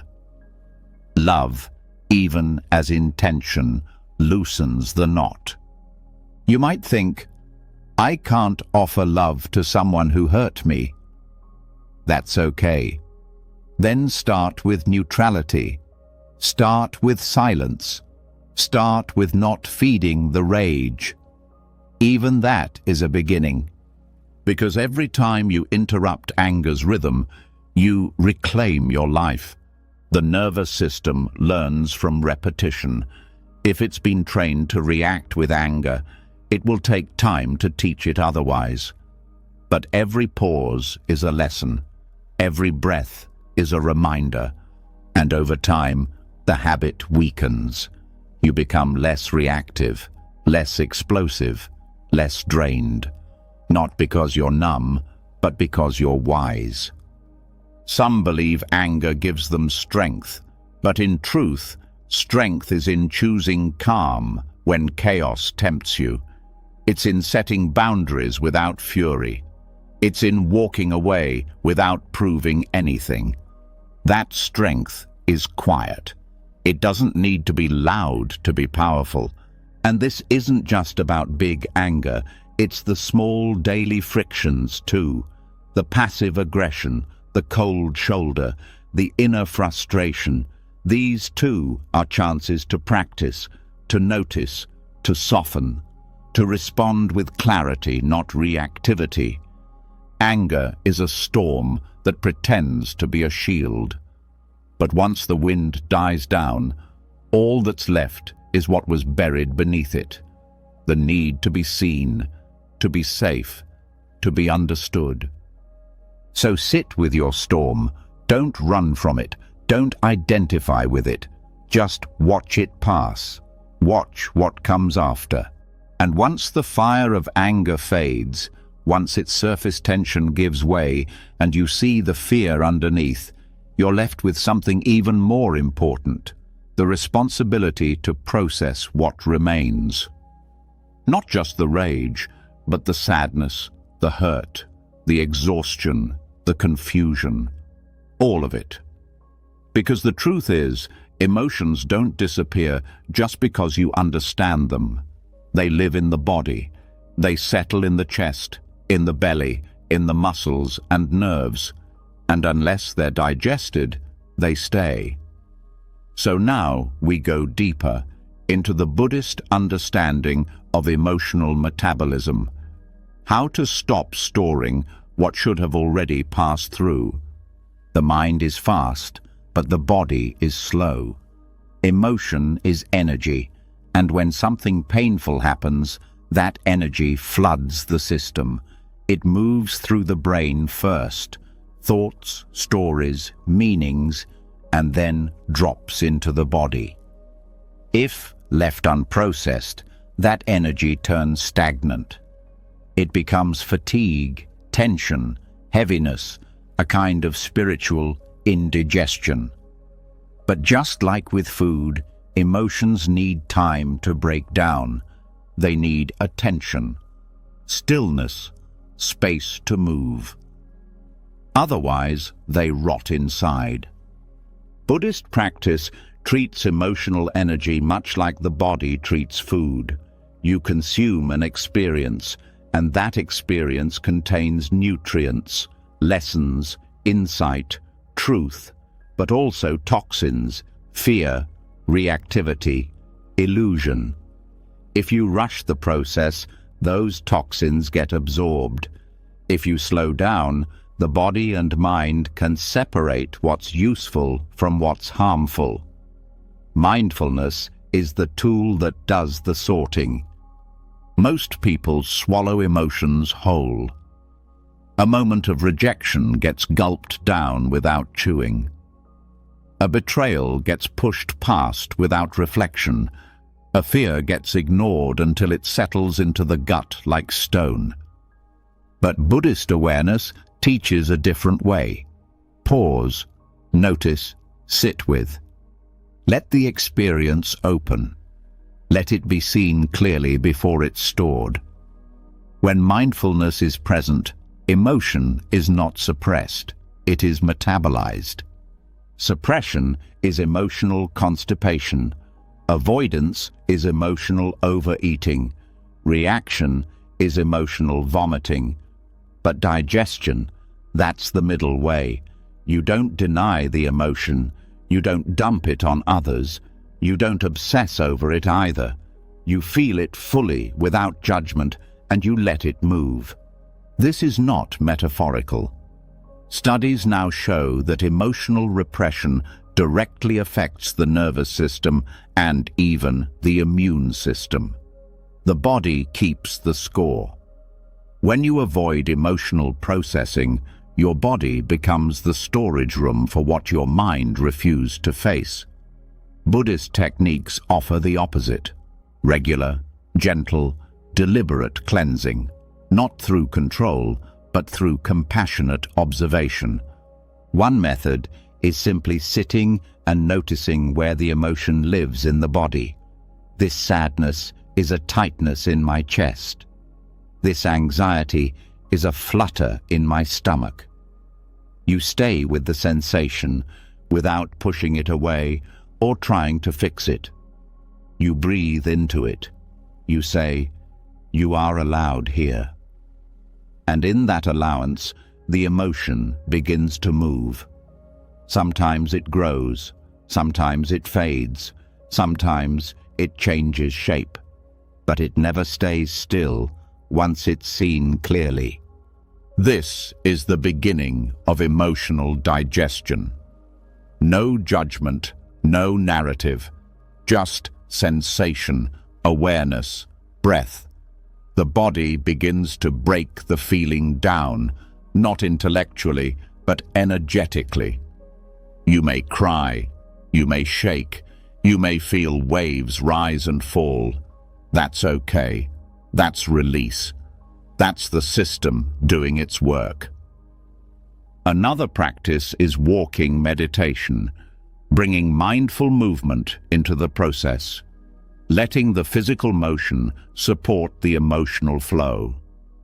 With each step, you say, "This is me letting go." With each breath, you say, "This is me clearing space." Movement becomes medicine, especially when the emotion feels too big to sit with. Sound can also help. Chanting, humming, even soft vocalizations can release emotion stored in the throat and chest. Many people hold pain in their voice, things left unsaid, truths swallowed. Giving voice to emotion, even without words, activates that release. It's not performance, it's purification. What's important in all these methods is mindfulness. You stay present with the feeling without becoming the feeling. You observe it like a guest, not a master. You don't rush it. You don't trap it. You allow it to complete its cycle. Like food moving through the body, it needs time, and if you interfere, it either gets stuck or comes out violently. But if you trust the process, peace returns naturally. There's also the importance of mental fasting. Just like overeating clogs the system, overstimulating the mind clogs emotional clarity. Too much input, news, opinions, conversations, prevents emotional digestion. So sometimes the answer is to stop consuming, to sit in silence, to walk in nature, to let the system clear itself without more stories being added. Sleep is another form of processing, but not when the mind is overloaded. That's why people wake up tired, because their dreams were doing emotional cleanup that mindfulness never got to during the day. If you learn to process feelings while awake, your sleep becomes deeper, more restful. The system works better when it's not overloaded. Another key concept is emotional chewing. This means taking time with the feeling before you respond, before you send the text, before you explain, before you act. You chew on it, you taste it, you ask, is this real? Is this projection? Is this old?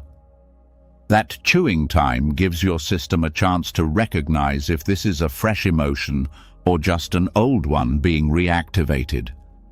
Sometimes what you think is today's sadness is actually a leftover emotion from years ago, stirred up by something small.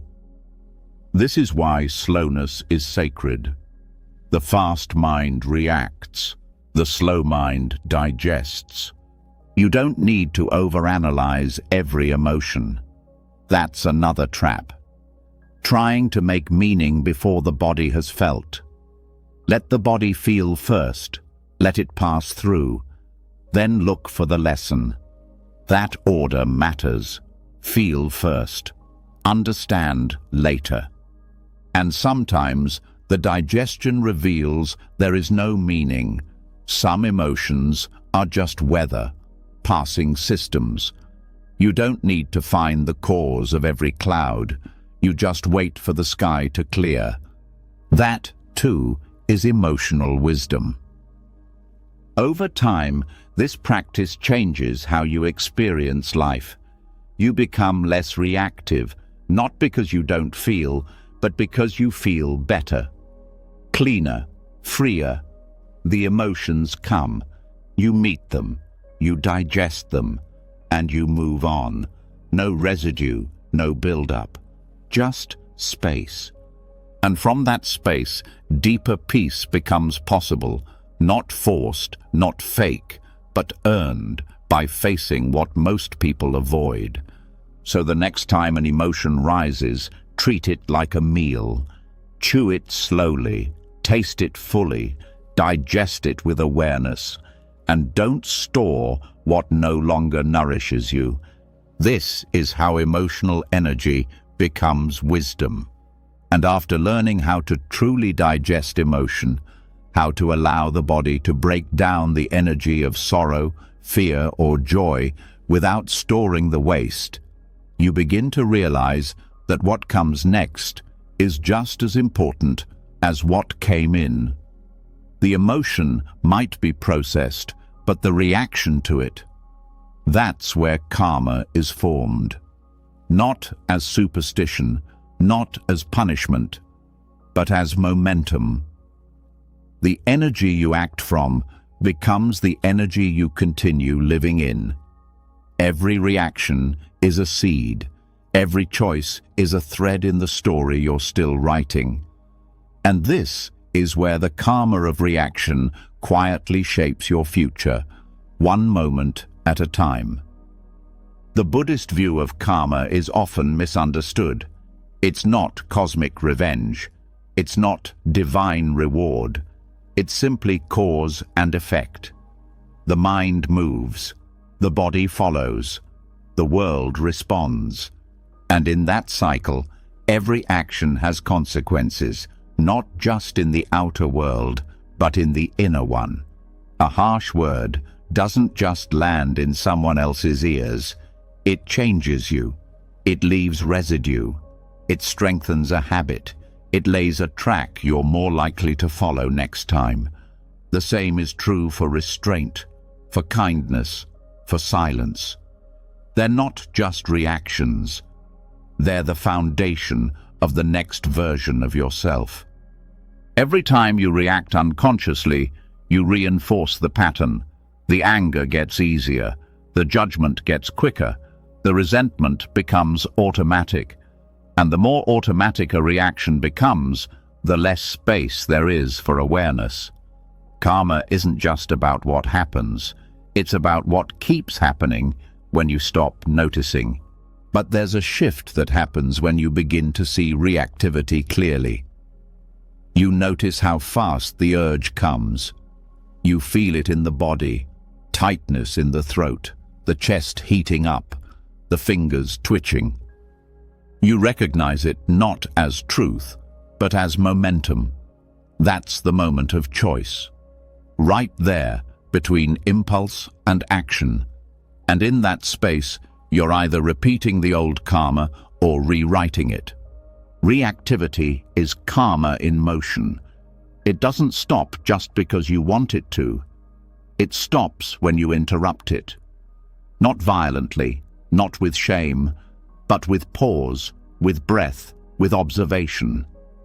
When you say, "I see this urge, I feel this reaction, and I choose differently," that one moment begins to cut through years of unconscious behavior.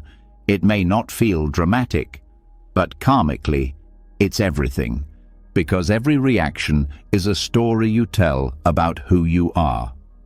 I always lose my temper. I'm just sensitive. I don't take disrespect.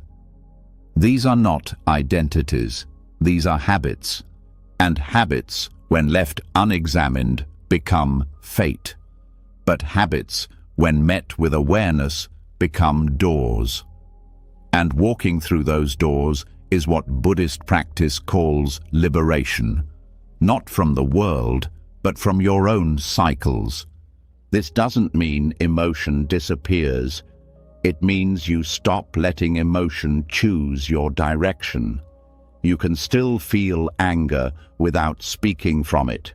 You can feel sadness without drowning others in it. You can feel joy without chasing it. In every case, reaction loses its grip, and karma begins to shift. There's a reason Buddhist teachers emphasize intention. It's not just about what you do, it's about the energy behind it. A sharp comment said with love might create healing. A kind word said with manipulation might create harm. Karma listens not to the words, but to the frequency beneath them. And that frequency is where reaction either reinforces suffering or dissolves it. You can feel this in conversations.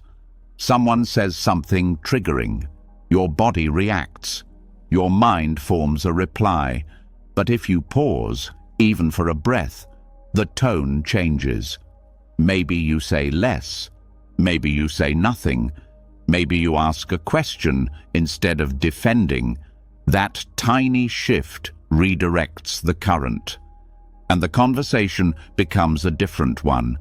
That's karma transforming in real time. The same principle applies internally.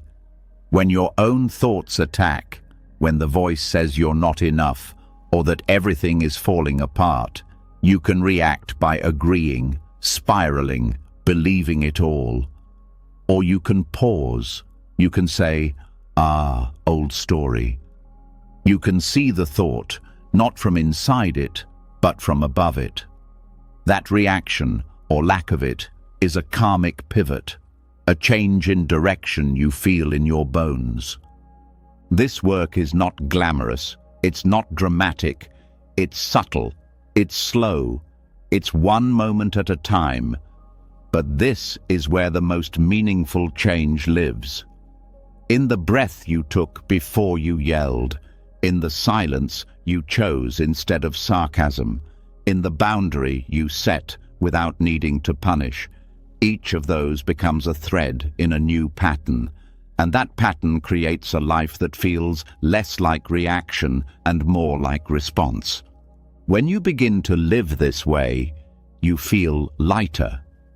Not because the world changes, but because you're not dragging old karma into every room. You walk differently. You speak differently. You even think differently. Because the system that was always on edge, always ready to defend, to prove, to lash out, is no longer running the show. This also shifts your relationships. People who are used to your old reactions will be confused. They'll push, trying to pull you back into the cycle. But if you stay steady, if you let the old version of yourself die without defending it, the karma changes for both of you. Sometimes they soften, sometimes they disappear, but either way, you're free. And in that freedom, something strange happens. You stop needing to fix the past. You stop needing people to behave a certain way. Because your peace no longer depends on outer conditions. It depends only on the gap between stimulus and response. That gap becomes your sanctuary. This doesn't mean you'll never react again. You will. The patterns run deep. But now you'll notice. And even that noticing is a break in the chain. It's a crack of light. The system won't change overnight, but every breath of awareness is a chisel. And over time, the structure of old karma begins to fall apart. Eventually, you start to feel the weight lift. The world still moves, but you're not moved by everything. You can watch the wave without drowning in it. You can feel the pull without being dragged. That is not numbness. That is mastery. So every time you feel the spark of a reaction, pause, not to freeze, not to suppress, but to see. And in that seeing, choose the chapter you want to write next. Because karma isn't punishment, it's momentum. And momentum can be shifted. And once you begin to understand how every reaction feeds the next moment, how each response either builds or breaks the momentum of your life, it's natural to become more cautious with what you let in and what you put out. But here's where the trap gets tricky. Not all energy that feels good is actually good. Not all intensity is clarity. There's a kind of excitement that people chase like it's sacred, but it's not light. It's heat. And when that heat burns without awareness, it becomes another form of suffering. This is where Buddhist teaching exposes the false fire of overstimulation, obsession, and manic positivity. Most people don't question excitement. They welcome it. They seek it. They take it as a sign that something is right. The racing heart, the big idea, the sudden inspiration, the thrill of a new plan, a new person, a new possibility. It feels alive, but so does a wildfire, so does chaos. And unless that high energy is grounded in mindfulness, it becomes just another reaction, another escape disguised as joy. Excitement without awareness is a storm pretending to be the sun. It pulls people forward too fast. It hijacks the nervous system, makes promises it can't keep, convinces you that more is better, faster is wiser, louder is truer. But what looks like passion might just be panic wearing perfume. What feels like motivation might just be the fear of stillness dressed up as purpose. Buddhism teaches the middle path, not because extremes are always painful, but because extremes are always unstable. And high energy, when left unchecked, turns into addiction, not to substances, but to stimulation, to achievement, to novelty, to anything that keeps the mind from being still. Because underneath the excitement is often a discomfort no one wants to feel, a loneliness, a fear, a quiet whisper that says, "What if this moment isn't enough?" So the mind chases a new project, a new relationship, a new spiritual high, each one creating a spike of energy that mimics growth. But spikes don't build, they crash. And when they crash, the emptiness returns, not because life is empty, but because the excitement wasn't real, it was borrowed. And like all debt, it comes with a cost. This is how people confuse inspiration with restlessness, how they mistake urgency for clarity, how they trade peace for the rush of something new. But peace doesn't shout. It doesn't beg for attention. It doesn't pull you out of your body. Excitement often does. It lifts you up in a way that feels spiritual but leaves you ungrounded. And ungrounded energy, no matter how golden it looks, eventually crashes. This is not a call to dullness. It's a call to discernment, to feel the difference between authentic joy and manic grasping, between inner enthusiasm and external chasing. Excitement that rises from stillness is clean. It doesn't override your breath. It doesn't spin you out. It builds slowly, like a calm fire warming from the inside.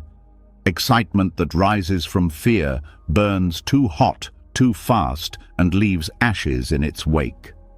False fire is also found in over-promising, in the compulsive need to say yes to everything, to fix everything, to be everything. That energy is praised in modern culture. Hustle, grind, push. But the Buddha warned against excess in all forms, even excess dressed as good intentions, because high energy without presence isn't virtue, it's self-destruction with a smile. This form of negative energy is tricky because it often feels socially acceptable. No one questions the person who's always on, who's always excited, who lights up the room. But if that energy never rests, if it's never quiet, then it's likely fueled by fear. Fear of being forgotten, fear of being unproductive, fear of sinking into stillness and meeting the truth that nothing external can ever complete you. Excitement also fools the spiritual seeker. There's a rush that comes with awakening, with breakthroughs, with insights. But chasing those highs becomes another trap. Meditation is not meant to be fireworks. Dharma is not performance. And enlightenment is not adrenaline. The true practice is calm, deep, unmoving, not because it lacks color, but because it doesn't need to prove anything. So how do you tell the difference between real joy and false fire? By what it leaves behind. Real joy leaves space. False fire leaves craving. Real joy deepens your breath. False fire tightens it. Real joy roots you. False fire scatters you. One opens, the other inflates. And when the inflation pops, all that's left is fatigue and confusion. Buddhism invites you to feel the body when excitement arises, not to kill it, but to investigate. Where is the energy coming from? Is it clean? Is it calm beneath the buzz? Or is it spinning? Do you feel more alive or just more distracted? These questions bring you back to center, and from center, all energy becomes wisdom. Stillness isn't the absence of excitement. It's the space where excitement is seen clearly. It's where energy can rise without taking over, where emotions can move without becoming identity, where joy can live without turning into grasping. And that kind of stillness doesn't kill the fire, it refines it. It turns it from blaze into warmth, from flare into fuel.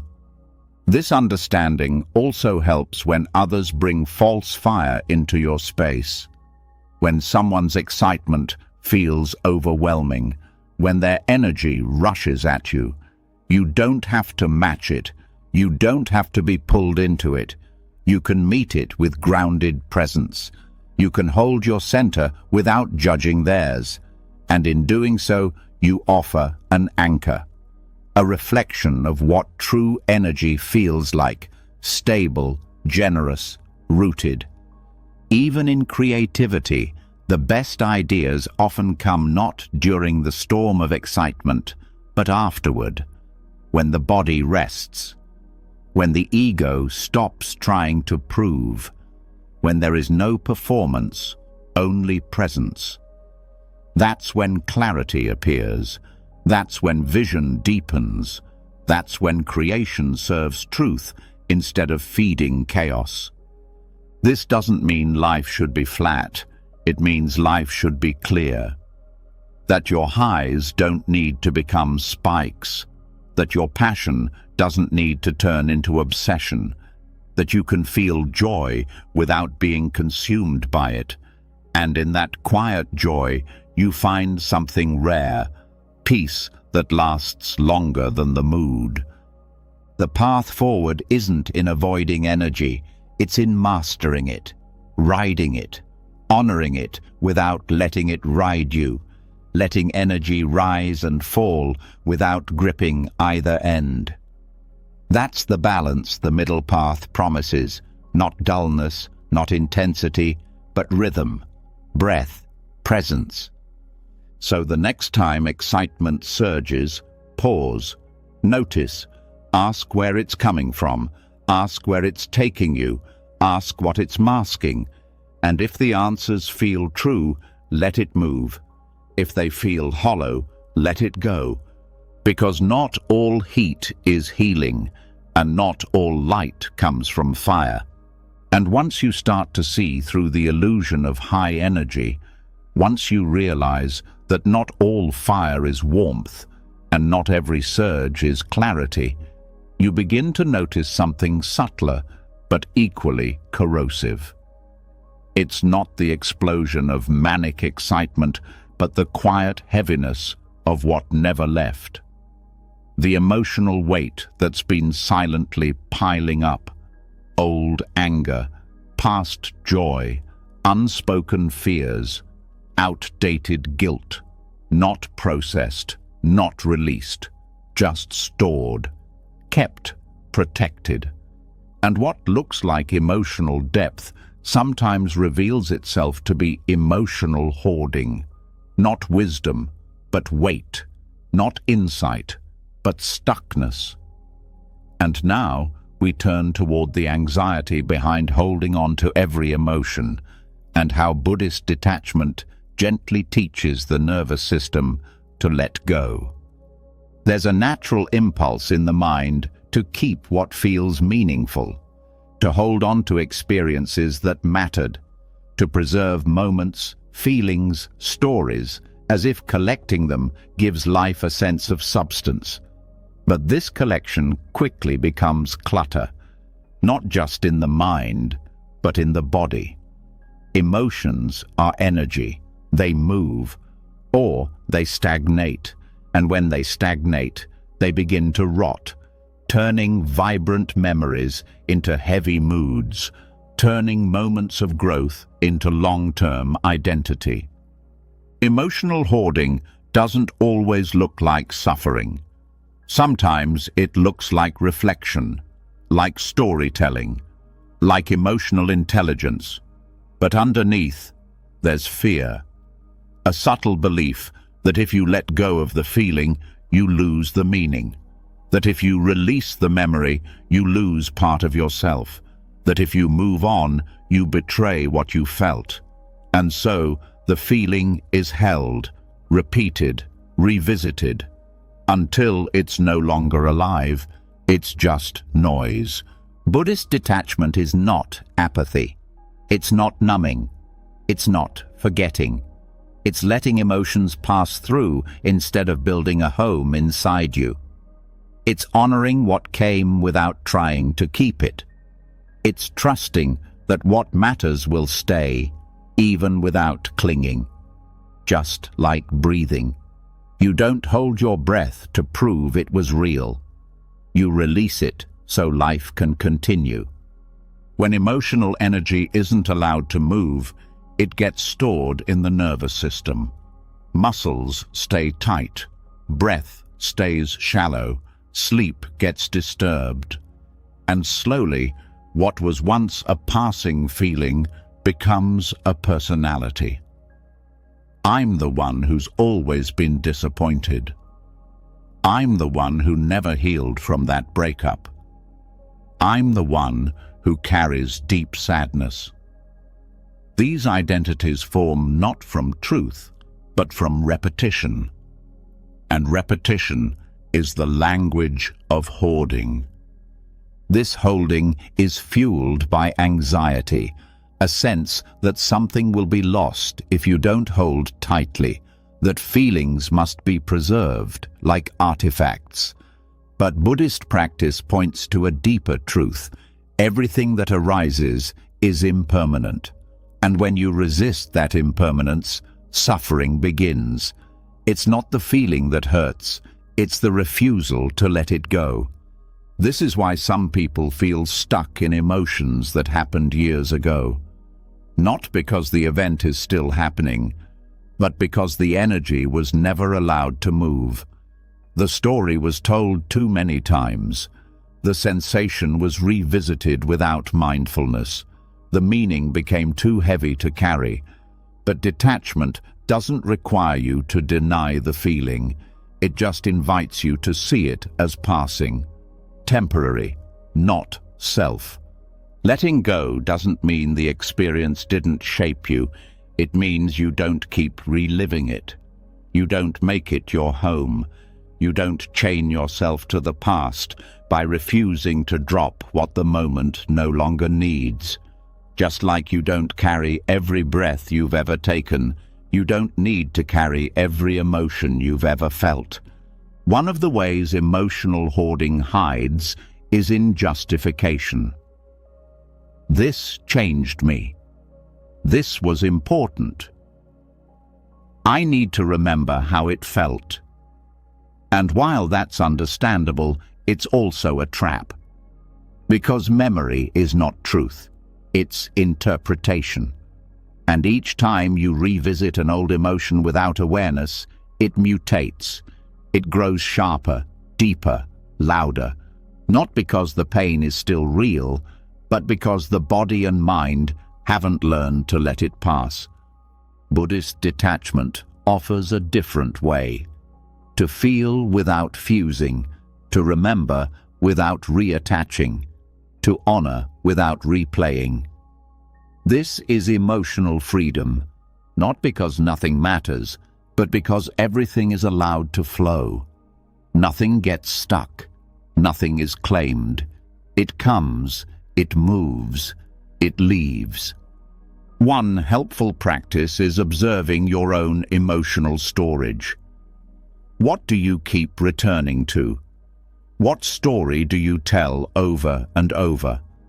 What moment still brings a surge in your chest, even though it's long past?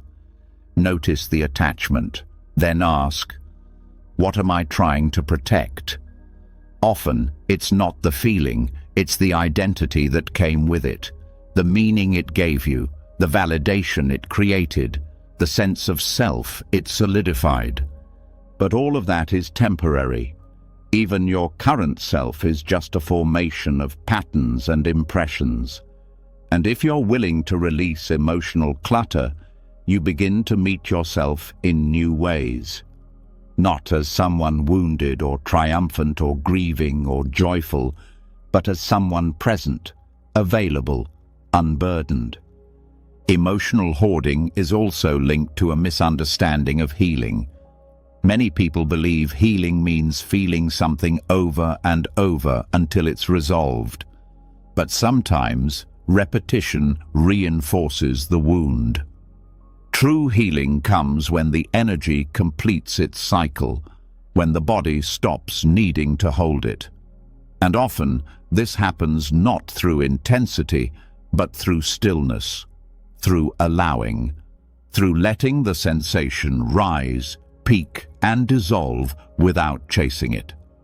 Some feelings need to be expressed, but many just need to be noticed, seen without judgment, breathed into, not fed, not dramatized, just allowed. And in that allowing, the nervous system does its work. The energy shifts, the emotion completes its arc, and you're left not with more weight, but with more space. This space is not emptiness, it's clarity. It's room for new experience, new breath, new thought, and it's often unfamiliar at first. People who have carried emotional weight for years sometimes feel naked without it. That's okay. The body will adjust, the mind will find new rhythms, and over time, spaciousness becomes home. Detachment also means you stop over-identifying with deep feeler narratives. You stop confusing sensitivity with accumulation. Feeling deeply doesn't mean keeping everything. In fact, true sensitivity means learning how to move energy efficiently, to feel fully and let go fully, like waves passing through open water. When you live this way, emotion becomes movement, not storage. The highs and lows still come, but they don't leave residue. You cry and it cleanses.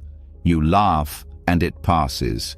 You fear and it fades. Nothing gets hoarded. Nothing gets held beyond its usefulness. And that rhythm feels like freedom. So the next time a strong emotion arises, meet it with curiosity. Ask it what it wants. Ask if it's still useful. Ask if it's ready to leave. If it is, breathe. If it isn't, sit with it gently. But either way, don't grip. Don't frame your life around it.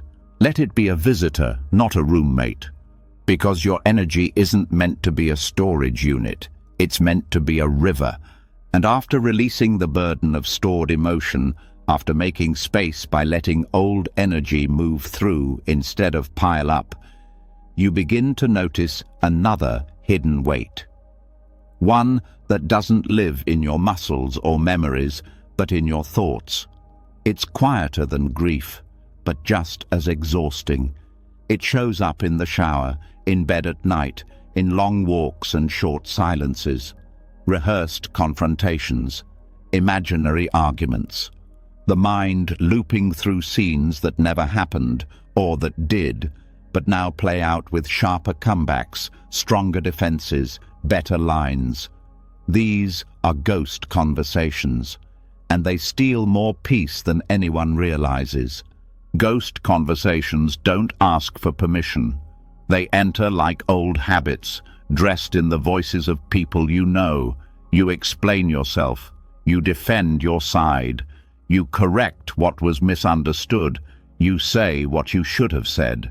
And even though nothing is happening, your body reacts as if it is. Heart pounding, tension rising, words forming behind clenched teeth.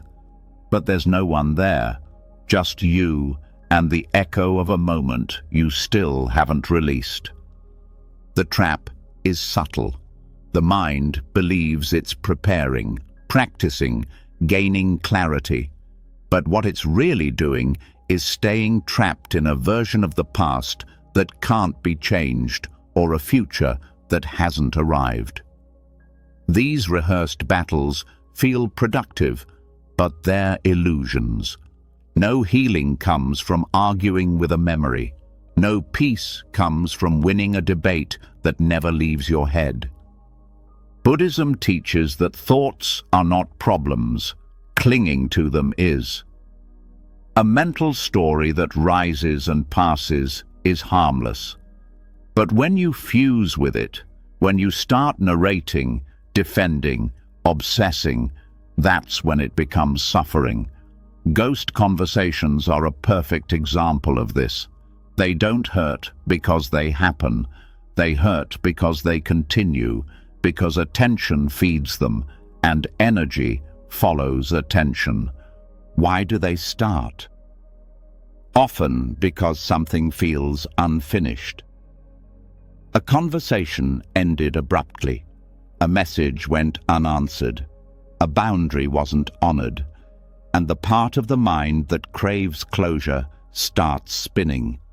It tries to find resolution by repeating the pain, rewriting the scene, imagining a version where you're heard, seen, validated. But that version never comes, because the mind can't create what only presence can offer, and ghost conversations are built entirely from absence. The first step to ending these loops is noticing them without judgment, not shaming yourself for thinking, but seeing the pattern. Ah, I'm rehearsing again. Ah, there's that urge to prove. Just noticing creates space. It breaks the trance, because the moment you realize it's not real, you've already stepped out of its grip. Next is bringing the body into awareness. Most ghost conversations happen in the head, fast, circular, disconnected. So return to sensation. Where is the tension? What's your breath doing? Can you soften your shoulders? Can you feel your feet? Anchoring in the body pulls you out of fantasy. It returns you to now. And now is the only place where peace can exist. Loving kindness is another powerful tool here, because ghost conversations are usually fueled by resentment, fear, or the craving to be understood. When you send loving kindness to the person in your mind, not because they deserve it, but because you do, you dissolve the energy of the fight. You say silently, "May you be well. May you find peace. May I be free of this story." These phrases are not just words. They're emotional medicine. They shift the vibration of the moment from tension to release. This doesn't mean you approve of what happened. It means you stop letting it control your thoughts. You stop rehearsing pain. You stop trading the present for a past that already took enough from you. Ghost conversations can't continue without your participation. When you stop feeding them, they dissolve. There's also the trap of, "I just need to say one more thing." This keeps people stuck. The belief that if you could explain just a little better, they'd finally understand. But more often than not, what's really needed is acceptance.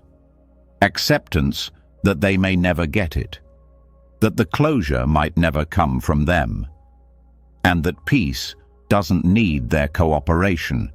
It just needs your willingness to let go. Some ghost conversations come from imagined scenarios, fears of what someone might say, defenses against attacks that haven't happened. These are born from anxiety, the mind trying to control what can't be predicted. But Buddhist mindfulness invites you to meet the unknown with openness, not rehearsed fear. You don't need to prepare for every battle.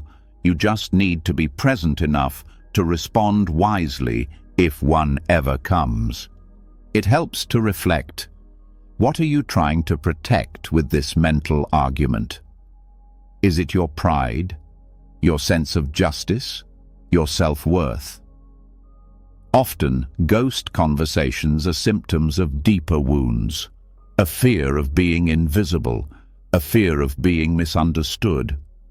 And when those fears aren't met with compassion, they try to protect themselves through mental defense. But no amount of imaginary winning will ever soothe the wound of feeling unseen. Only presence can do that. Sometimes writing the conversation down helps. Not to relive it, but to release it, to get it out of the loop and onto the page, to see it from the outside. And once it's written, you can bless it, burn it, shred it, let it go physically so your mind can follow. The act itself becomes a ritual of release. Meditation is where ghost conversations lose their power most completely. When you sit and the thoughts come, because they will, you don't fight them, you see them. There's the argument again. There's that loop, and you return to breath again and again. The breath becomes your anchor, your home, your escape from the theater of the mind, not by silencing it, but by not buying a ticket to the next show. Over time, the loops weaken, the urge fades. The same thought that once hijacked your entire morning becomes just another cloud passing by. This is freedom, not because the world changed, but because you stopped believing every voice that echoed inside. The people in your ghost conversations don't live in your mind. You do. And you deserve to live in a space that feels calm, not combative, that holds silence, not arguments, that offers peace, not rehearsed rage. So the next time a ghost conversation rises, greet it kindly. Thank it for showing you what still hurts. Then, without feeding it, return to your body, to your breath, to your life. You're here now. The past doesn't need another rehearsal. And once the mind stops rehearsing the fights that never happened, once the ghost conversations finally fall silent and the present moment regains its voice, you begin to sense something else that lingers. Not thought, not memory, but something heavier, a strange tension in the chest after talking to someone angry, a drained feeling that hits after being around a person who never smiles, a tight jaw, clenched not from your own stress, but from carrying someone else's. This is the next layer of what's rarely noticed, the emotional energy of others that seeps into your body. Not by force, but by subtle absorption. And unless this is understood, your energy gets shaped by lives that aren't yours. Emotions move, they carry vibration. Anger sharpens the air, grief slows the room, joy lifts everything it touches. None of this is mystical. It's biology, neurology, mirror neurons responding, sympathetic nervous systems syncing. But when this energy isn't met with awareness, it doesn't just pass through. It settles. It finds a home inside of you, and slowly it becomes part of how you feel, how you think, even how you see yourself. This is what Buddhist teachings point to when they speak of energetic contamination. Not evil forces, not curses, just the quiet, unnoticed way that someone's mood enters your field and blends with your own. You leave the conversation feeling low and call it your sadness. You finish the meeting feeling anxious and assume it's your problem. But often, it's not. It's residue, echo, emotional debris you didn't create but forgot to clear. The danger is not just in carrying others' emotions, it's in confusing them for your identity. This is how a temporary energetic echo becomes a long-term personality trait. I'm just an anxious person. I'm always tense. But maybe you're not. Maybe you just never learned to separate what's yours from what was left behind by others.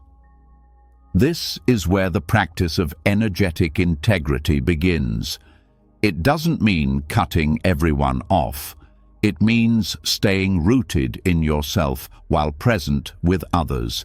It means listening without absorbing, holding space without becoming the space, feeling their pain without holding it as your own. The breath is the first tool, because breath is yours. No one else can breathe for you. When you notice the tightness, the heaviness, the fog that follows a difficult exchange, return to breath. Deep, slow, present. Let it move through the body with one purpose: clearing. With each exhale, the question is not, what's wrong with me, but what have I picked up that isn't mine? Awareness is the next step. Mindfulness doesn't just notice thoughts, it notices energy. You feel the shift in your body when someone's words carry judgment, blame, sorrow. You notice the muscles tighten, the shoulders rise, the breath catch. That noticing is power. It creates choice. You can soften instead of tense. You can anchor instead of react. There's also the practice of energetic boundaries. Not walls, but filters.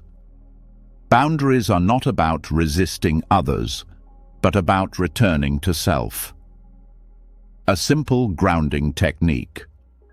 Place a hand on your heart during or after difficult interactions. Feel the warmth, feel the body. Say silently, "I return to myself." This isn't woo-woo, it's nervous system regulation. It tells your body, you are here, you are safe, you are whole. Some of the most intense energetic echoes come from relationships with emotional imbalance. People who vent without listening, people who drain without giving, people who expect you to carry what they refuse to face. Over time, these dynamics create fatigue, irritability, confusion, not because you're weak, but because you've become a container for energy that was never yours to hold. Compassion does not mean becoming a sponge. Buddhist compassion is wise. It offers presence, not self-sacrifice. It listens without dissolving. It sees clearly where responsibility begins and ends. This clarity prevents energetic fusion, the subtle merging of your emotions with someone else's, and from that clarity you can still love, still support, still care, without carrying. Sometimes what you carry isn't even from a specific person. It's the collective mood of a space, a meeting room thick with unspoken tension, a household layered with years of unprocessed grief, a family dinner where everything looks fine but feels sharp. These places hold echoes too, and unless you clear them, they follow you home. Water is a powerful reset, a shower with intention, not just cleaning the body, but clearing the field. As the water moves, say softly, "I let go of what's not mine." Let it wash through the skin, the breath, the heart. It's not about magic. It's about nervous system relief. A pause, a recalibration. Even silence is medicine. After social interaction, especially emotionally charged ones, take time alone. Not to isolate, but to reset. To hear your own frequency again. To ask, how do I feel when no one else is in the room? That question often reveals what was never yours to carry in the first place. Meditation practices that include body scanning are helpful here. Start from the top of the head and move down. Notice where there's tension, heat, or dullness. Breathe into each place. Ask softly, "Is this mine?" And if the answer feels like no, release it. No explanation needed, just permission. Over time, you learn the difference between empathy and fusion. Empathy feels with. Fusion forgets self. One creates compassion, the other creates burnout. And once you see that difference clearly, you stop apologizing for protecting your energy. You stop mistaking exhaustion for generosity. You stop calling your depletion a service. Buddhist mindfulness brings you back to the center, not in theory, but in sensation. It returns you to the breath, to the still point inside the chest, to the awareness that was never moved by the emotion, only observed it. And in that awareness, all echoes fade. What's real stays. What was borrowed returns. Sometimes, the most loving thing you can do is not take it on. Let them have their sorrow. Let them carry their anger. Let them hold their silence. Not because you're cold, but because you know you cannot process the karma that isn't yours. You can only meet them with kindness, then return to your own breath, your own body, your own peace. And when you do that often enough, something changes. You no longer dread heavy conversations. You no longer absorb every mood in the room. You no longer lose yourself in someone else's pain. Because now, you're anchored. Now you know what's yours and what isn't. Now you've reclaimed your energy, not by building walls, but by remembering who you are beneath the noise. So the next time you feel heavy without knowing why, don't ask, "What's wrong with me?" Ask, "What have I picked up that's not mine?" Then breathe. Then come home to yourself. And once the weight of other people's emotions is no longer mistaken for your own, once you stop absorbing their pain and start anchoring in your own peace, there's still another voice to confront. This one doesn't come from the outside. It doesn't carry someone else's tone. It's quiet, familiar, and constant. It speaks in simple words, but the damage runs deep. You should have done more. You should be happier by now. You should already know how to handle this. These aren't gentle suggestions, they're commands, and they don't guide, they bruise. Now, we enter the world of internalized pressure, the hidden violence of should. The word seems harmless at first. It sounds like structure, like aspiration, like motivation. But when should becomes the language of your inner voice, it stops being guidance and starts becoming judgment. Every should implies that what is, who you are, what you feel, where you stand, is not enough. And that message, repeated daily, becomes a kind of self-abuse.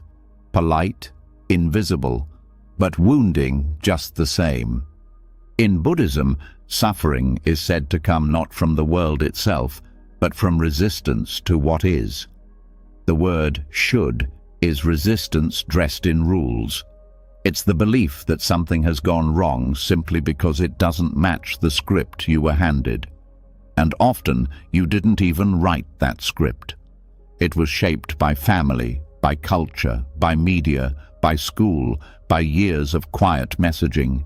That a good person acts this way, that success looks like that peace must feel like this. The shoulds build up, and soon they form a cage, not made of steel, but of silent expectations.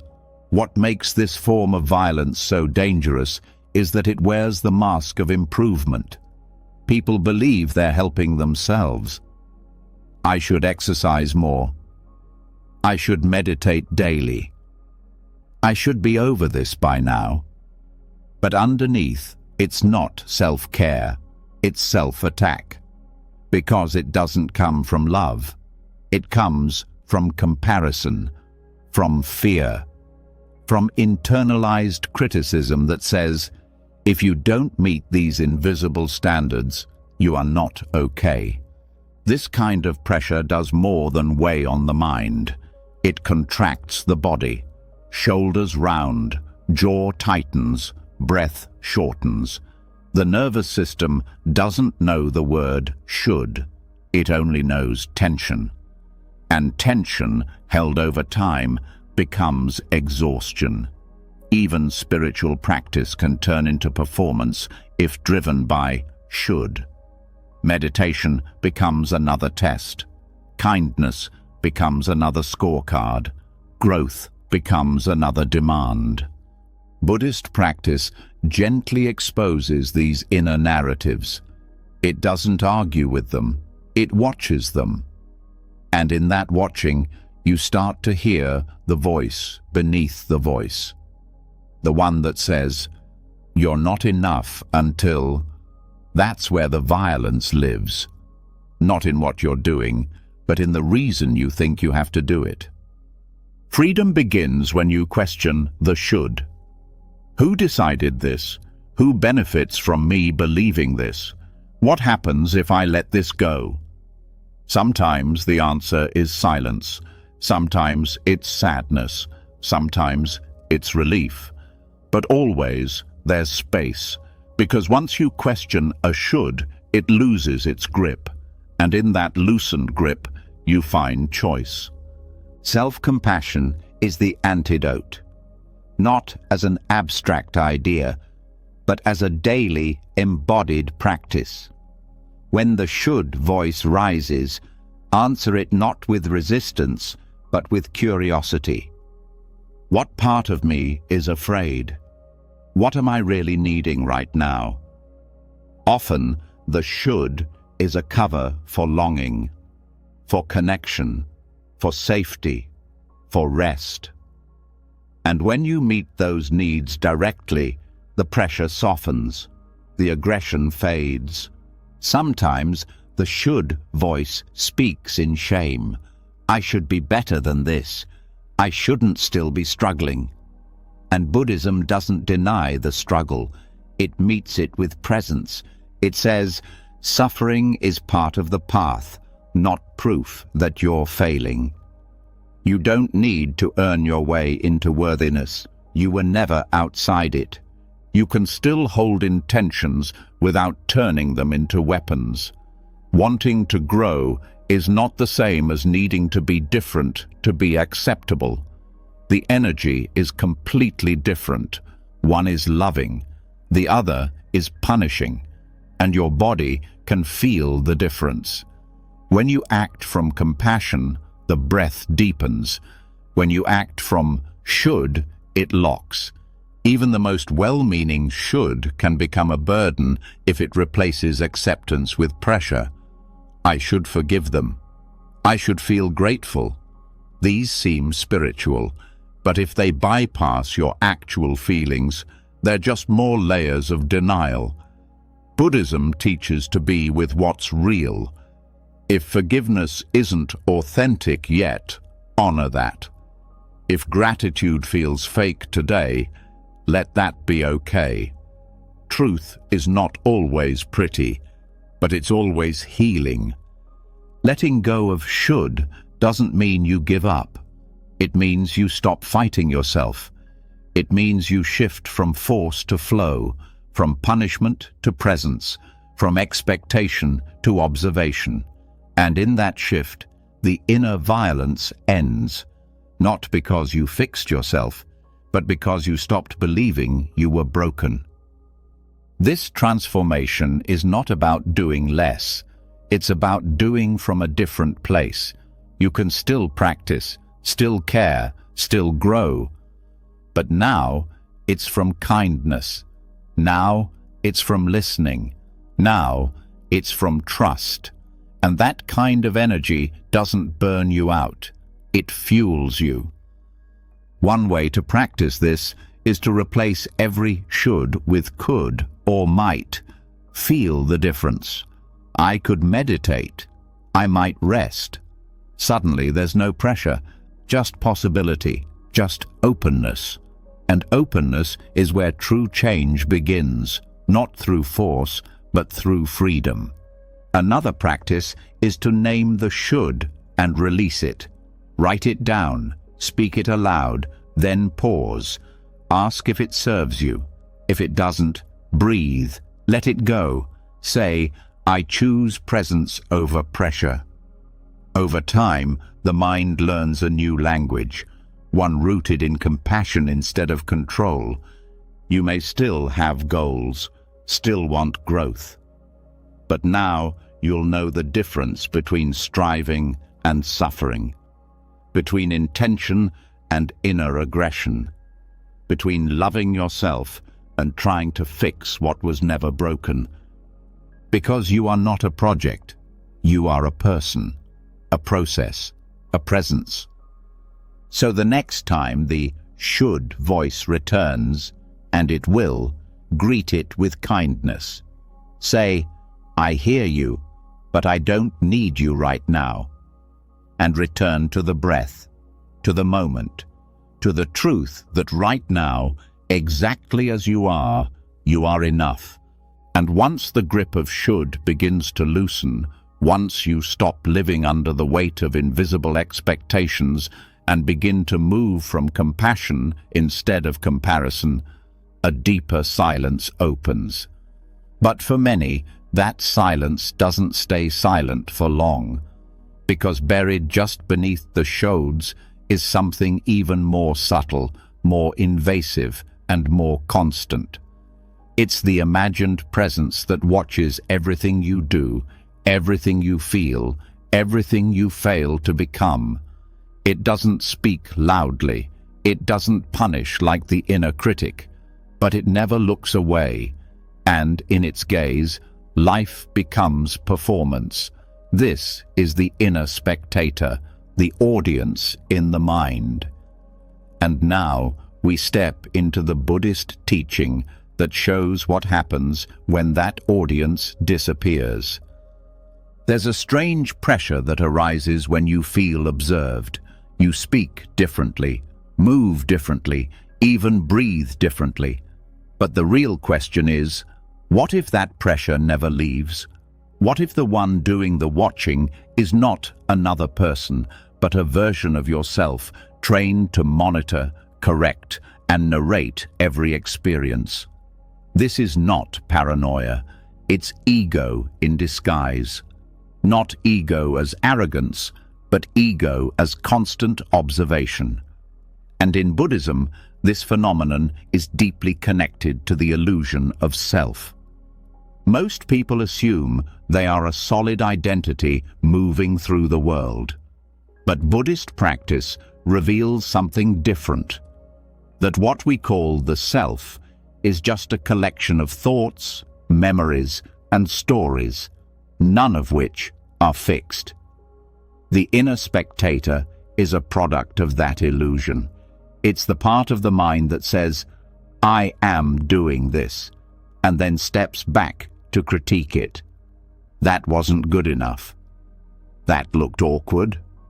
That wasn't the right choice. A voice and a watcher. But the voice and the watcher are both made of thought. Neither is real. They only feel real because they've never been challenged. This is why you can feel watched even when you're alone.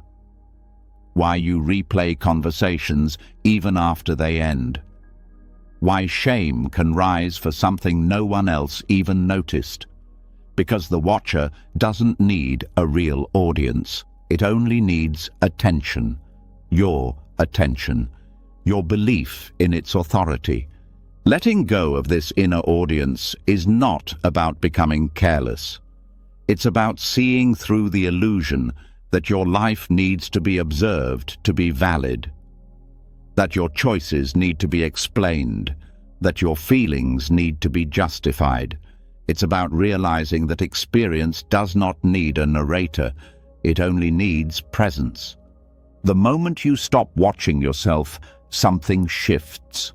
You laugh more, you move with less hesitation, you feel things without editing them. This is not recklessness, it's return. Return to a life that's lived from the inside, not from above. But the habit of self-watching runs deep. It's reinforced by culture, by upbringing, by praise and punishment. Be good. Don't embarrass yourself. What will people think? These messages teach the mind to divide. One part doing, one part judging, one part pretending. But none of it is freedom.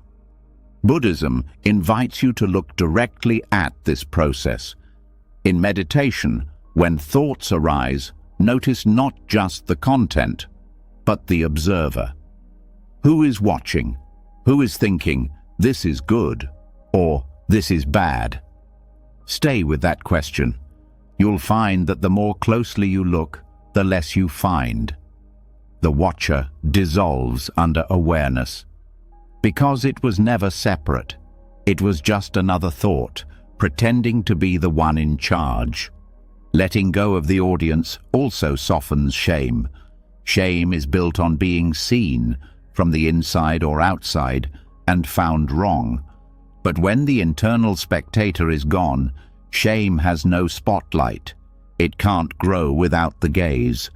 What's left is just sensation, just a moment, just breath, No added meaning, no judgment layered on top. This shift affects every part of life. Creativity becomes expression instead of evaluation. Relationships become connection instead of performance. Even solitude becomes softer, no longer filled with internal reviews, but simply full of space. You begin to feel how much energy was spent trying to be seen a certain way, and now that energy is returned to you. This isn't about never reflecting. It's about knowing when reflection becomes surveillance. Healthy self-awareness checks in with curiosity. The inner spectator checks in with critique. One opens, one closes, one leads to growth, the other leads to paralysis. To practice letting go of the audience, return to the body. Notice how the breath feels when no one is watching. Notice how it changes when the mind imagines a gaze, even a silent one.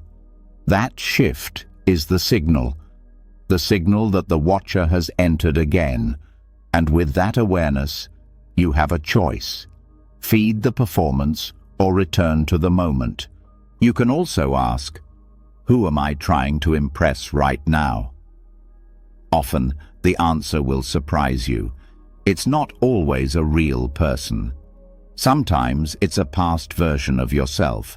Sometimes it's a parent. Sometimes it's society. Sometimes it's just a vague idea of what the right person would do. But when you name it, the spell weakens. You stop living for someone who isn't even present. Over time, the need for the audience fades. You stop narrating your life to yourself.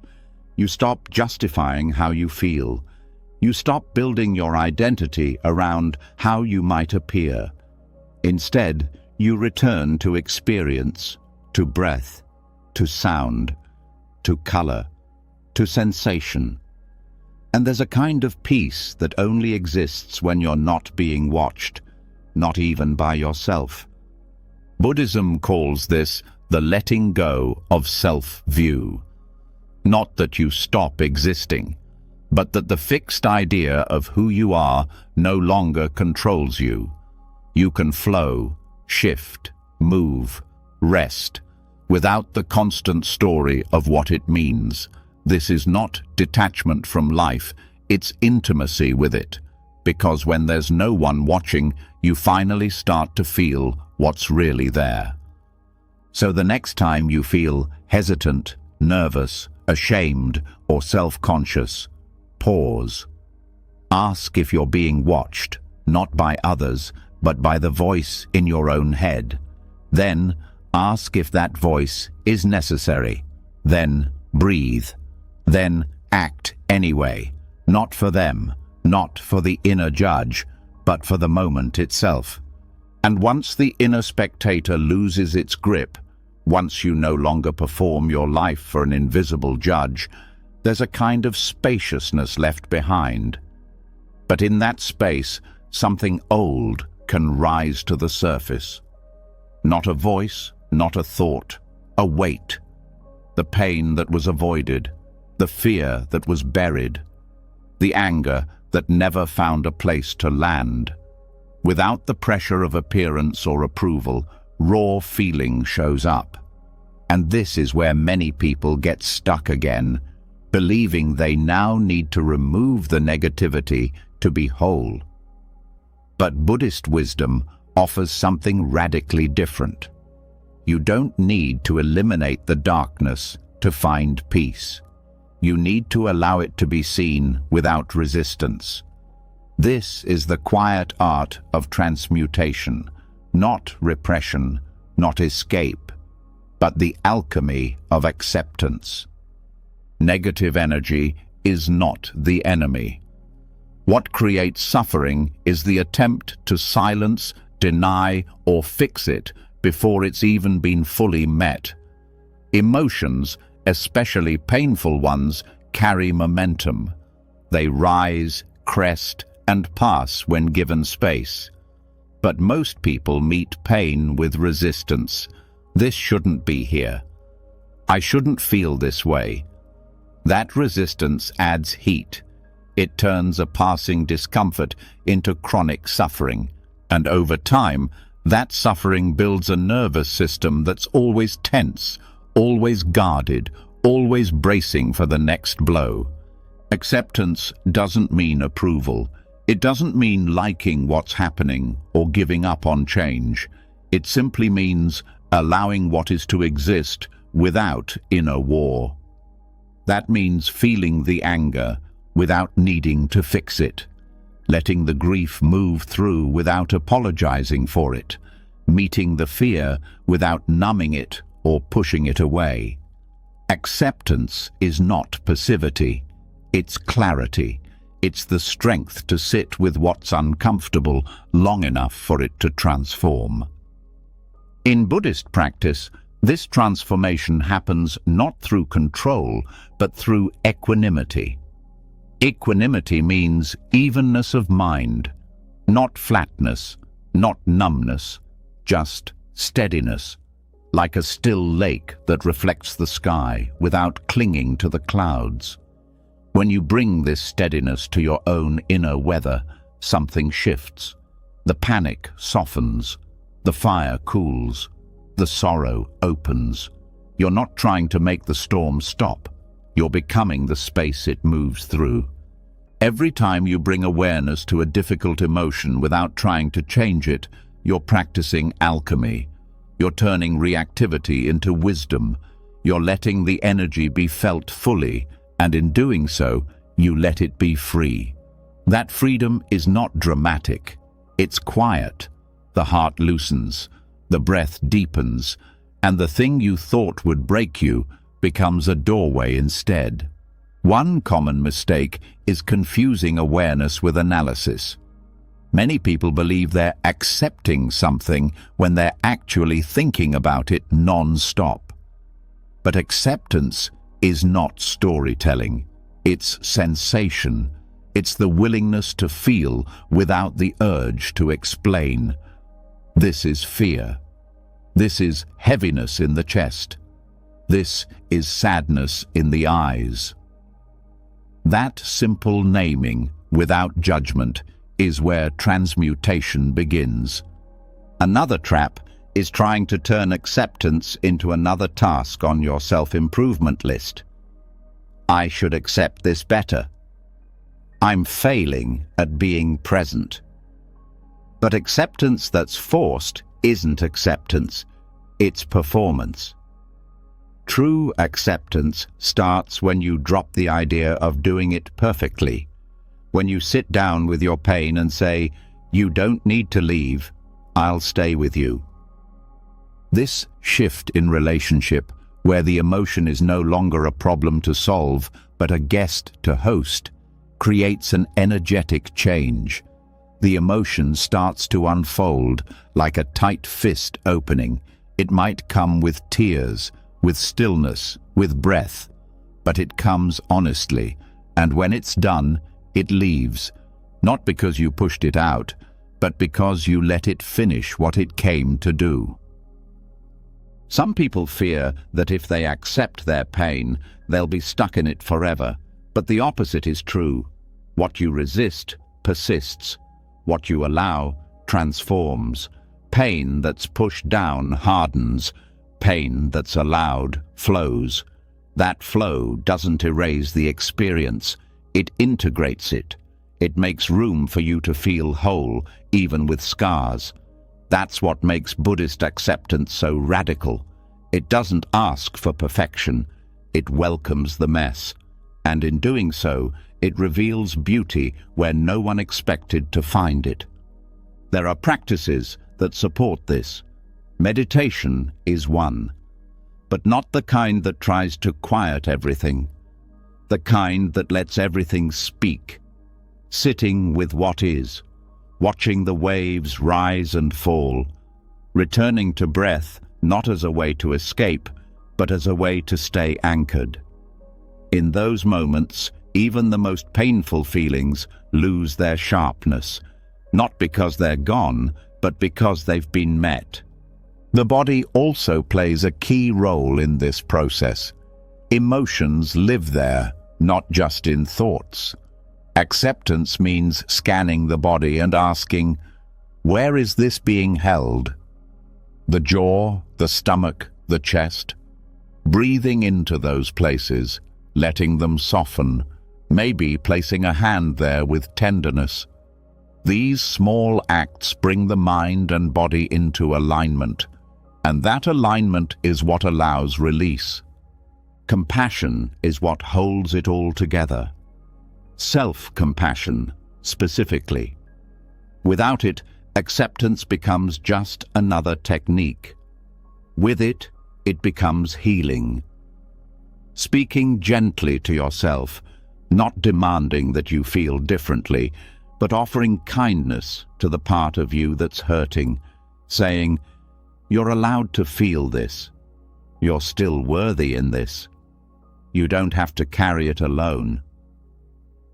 Sometimes acceptance looks like doing nothing, just lying down, just sitting in the sun, just crying.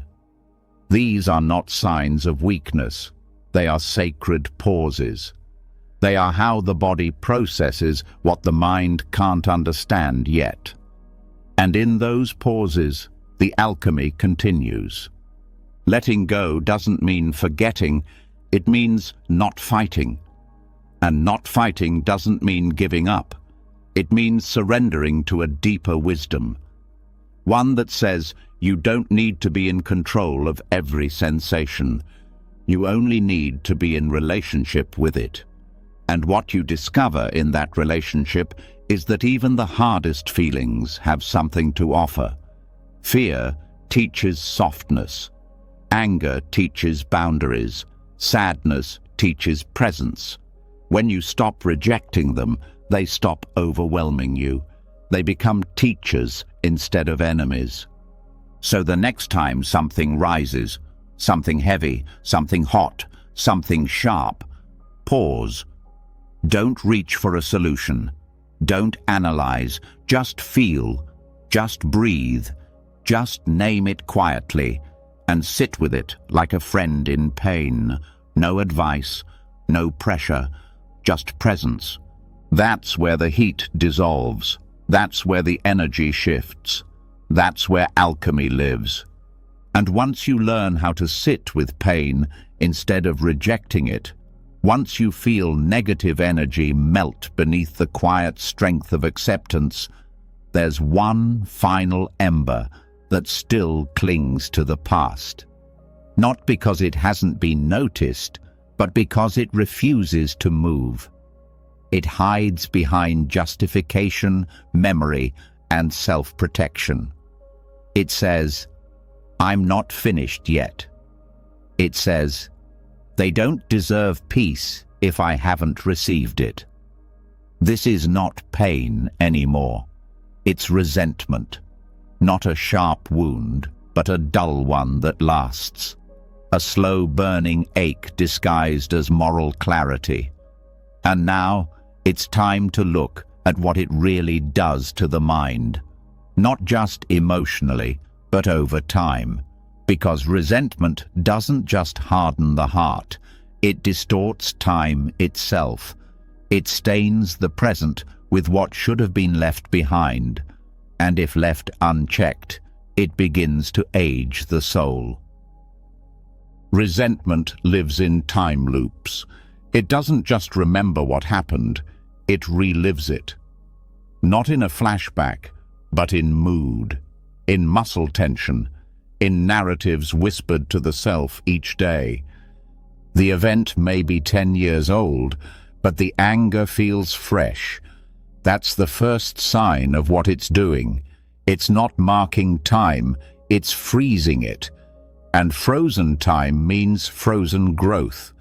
When resentment runs the inner world, the past becomes a home instead of a memory. This is why people can feel stuck without knowing why. Their life moves forward, but something inside stays behind. That's because resentment is not a story.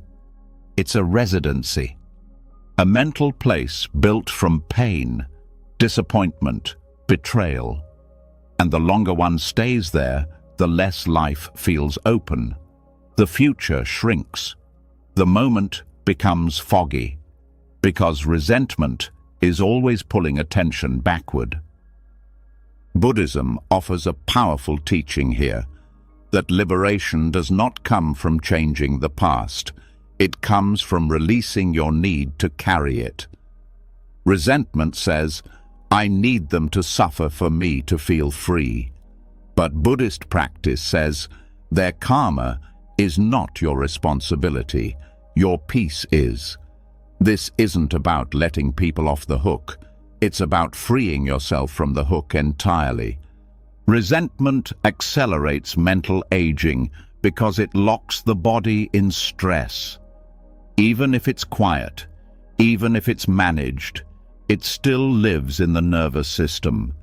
It keeps cortisol elevated. It shortens the breath. It tightens the chest. And over years, this becomes the default state of being. Not because of what they did, but because of what you're still carrying for them. It's like drinking bitterness every morning as proof of what you endured. Some believe that holding on to resentment keeps the wound valid, that if they let it go, it means the pain didn't matter. But letting go doesn't erase what happened. It just stops the past from being the dominant voice in your present. Resentment pretends to be justice, but it often ends as self-neglect. The question becomes, how many more days do you want to give to a moment that already hurt once? The practice of letting go begins with recognition, naming the resentment without drama. This is where I still feel wronged. This is the story that's still heavy. And then asking, what do I think I'll lose if I stop carrying this? That's often where the attachment hides. People fear that without resentment, they'll become vulnerable, that they'll forget, that they'll invite harm again. But boundaries don't require bitterness. Strength doesn't require grudge. Resentment collapses time by tethering your worth to something external. It says, I'll be okay when they admit it. I'll feel peace when they apologize. But if your peace depends on someone else's action, you've handed them the keys to your life. Buddhist practice teaches the opposite. Peace is reclaimed in the present through your own intention, not their behavior. Meditation helps here not by erasing the resentment, but by slowing the loop, by sitting with the feeling, noticing where it lives in the body, and refusing to feed it with story. Resentment thrives on narration. It grows with retelling. But when the story is dropped, the emotion begins to soften. What felt like anger starts to feel like grief. What felt like blame starts to feel like sorrow. That's how the transformation begins, not by pretending you're over it, but by seeing what's really underneath it. Time bends around unresolved pain. That's why forgiveness feels like spaciousness. It's not that the event changes, it's that your relationship to it does. The moment no longer chokes the breath. It no longer defines the day.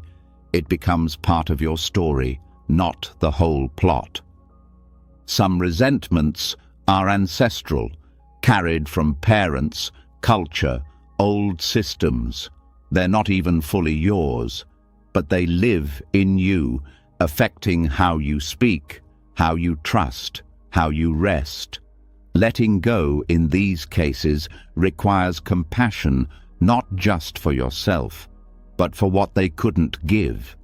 It's not forgetting. It's not excusing. It's choosing not to age your life in someone else's unresolved pain. There's a grief to releasing resentment.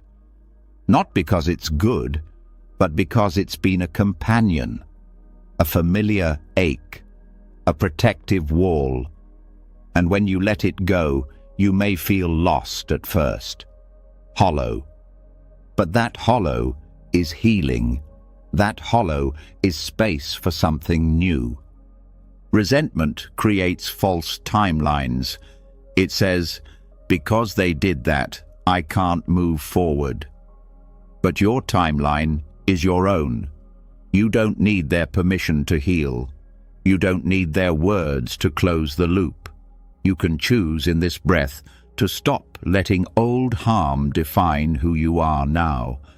This doesn't mean pretending everything is fine. It means not giving the past the power to shape your nervous system anymore. It means walking through your day without narrating old betrayals. It means noticing when the memory comes up and meeting it with, I see you, you're not in control anymore. This practice is subtle. It doesn't announce itself with big feelings. It's in the way your shoulders drop after years of tension, the way you no longer flinch when their name comes up, the way your voice doesn't tighten when you talk about what happened. That's the sign. That's freedom returning. Letting go of resentment doesn't mean the relationship continues. Sometimes it ends. Sometimes it stays distant, but the energy no longer poisons your timeline. You stop aging around that wound. You stop replaying it in your dreams. You start breathing like the moment belongs to you again. So the next time resentment rises, pause. Notice the loop it wants to pull you into. Don't fight it. Just don't follow. Come back to the breath, to the sensation. Ask, what do I lose by letting this go? Then listen. Maybe you'll hear silence. Maybe you'll hear fear. But underneath, you'll hear something else too. Relief. And once resentment begins to fade, once the poison of long-held grudges stops flowing through the mind like an old clock that never resets, you may feel a strange stillness. But beneath that quiet, something else begins to show itself. Not a wound this time, not a memory, a pattern. The realization that even without new pain, the mind can still find ways to suffer. It loops, it repeats, it replays thoughts, assumptions, and feelings like a broken record that doesn't need a reason to keep spinning. This isn't the past hurting you anymore. It's the echo of your own mind. And it's time to step into the truth that most of the pain we carry now doesn't come from what's happening. It comes from what's being repeated. Welcome to the emotional echo chamber. The human mind has a habit of turning momentary pain into permanent noise. Not because it wants to suffer, but because it seeks control.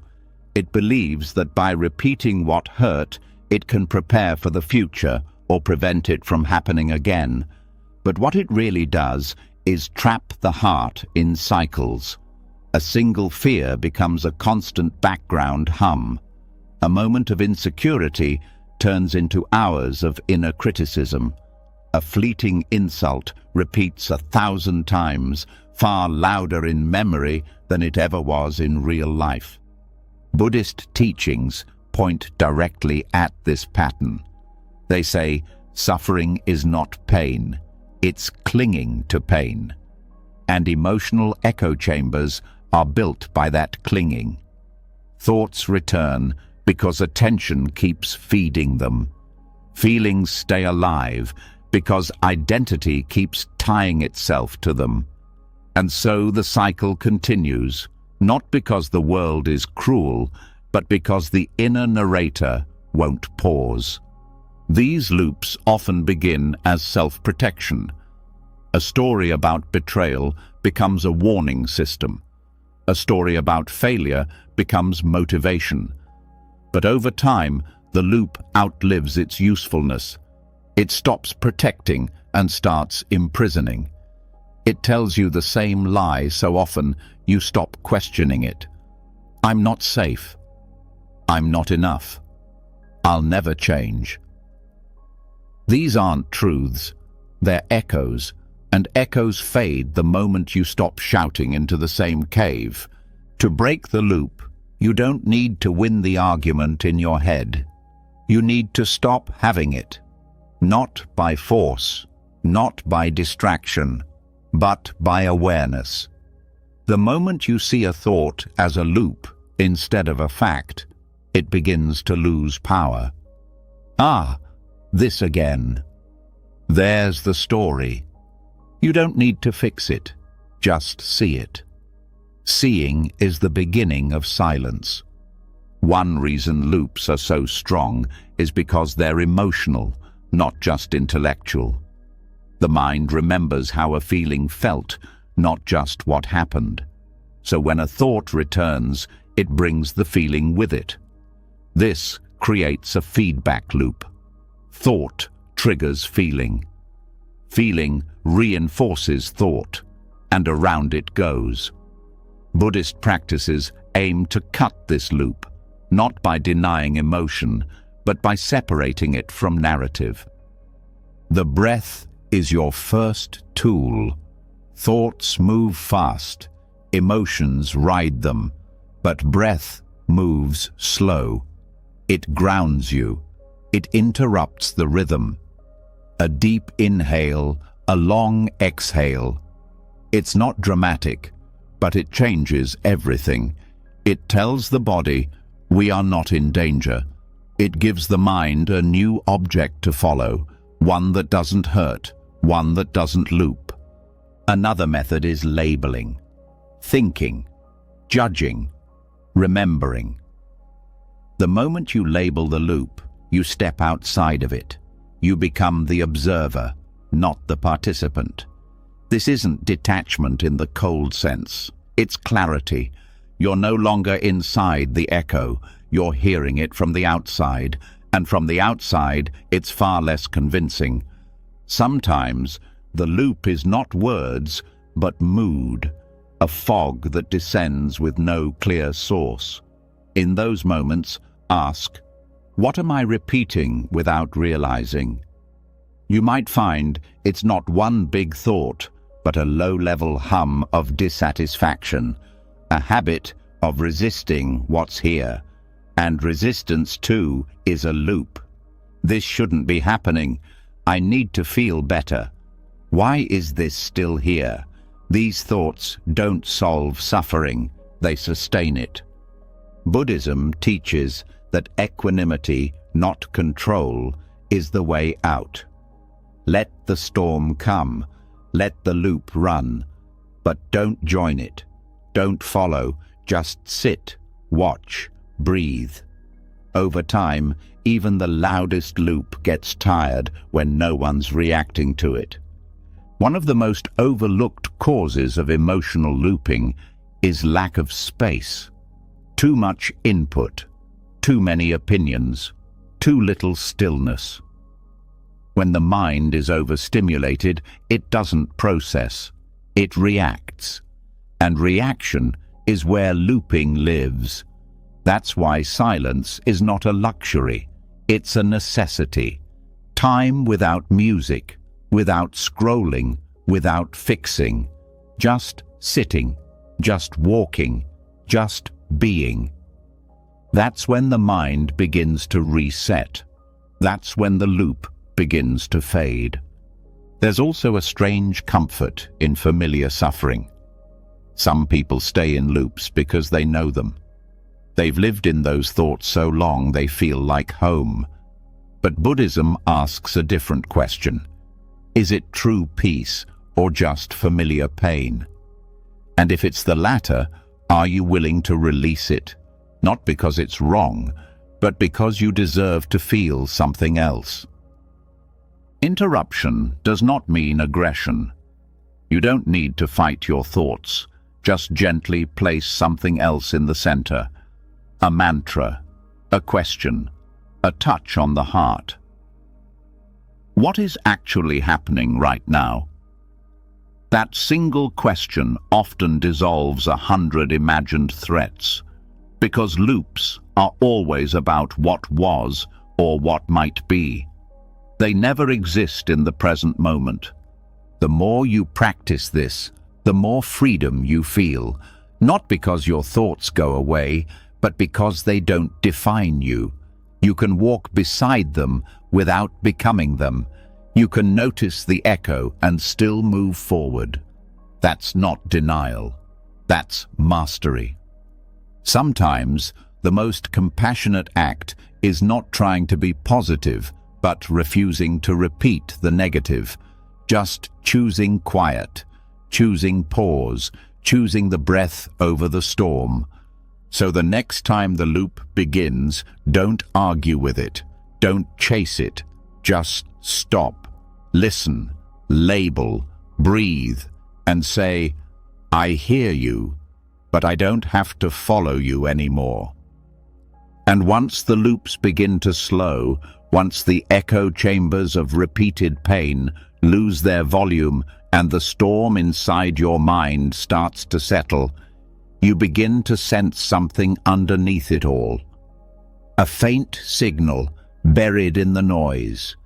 A quiet message inside the chaos. The thought comes. Maybe the pain wasn't the enemy.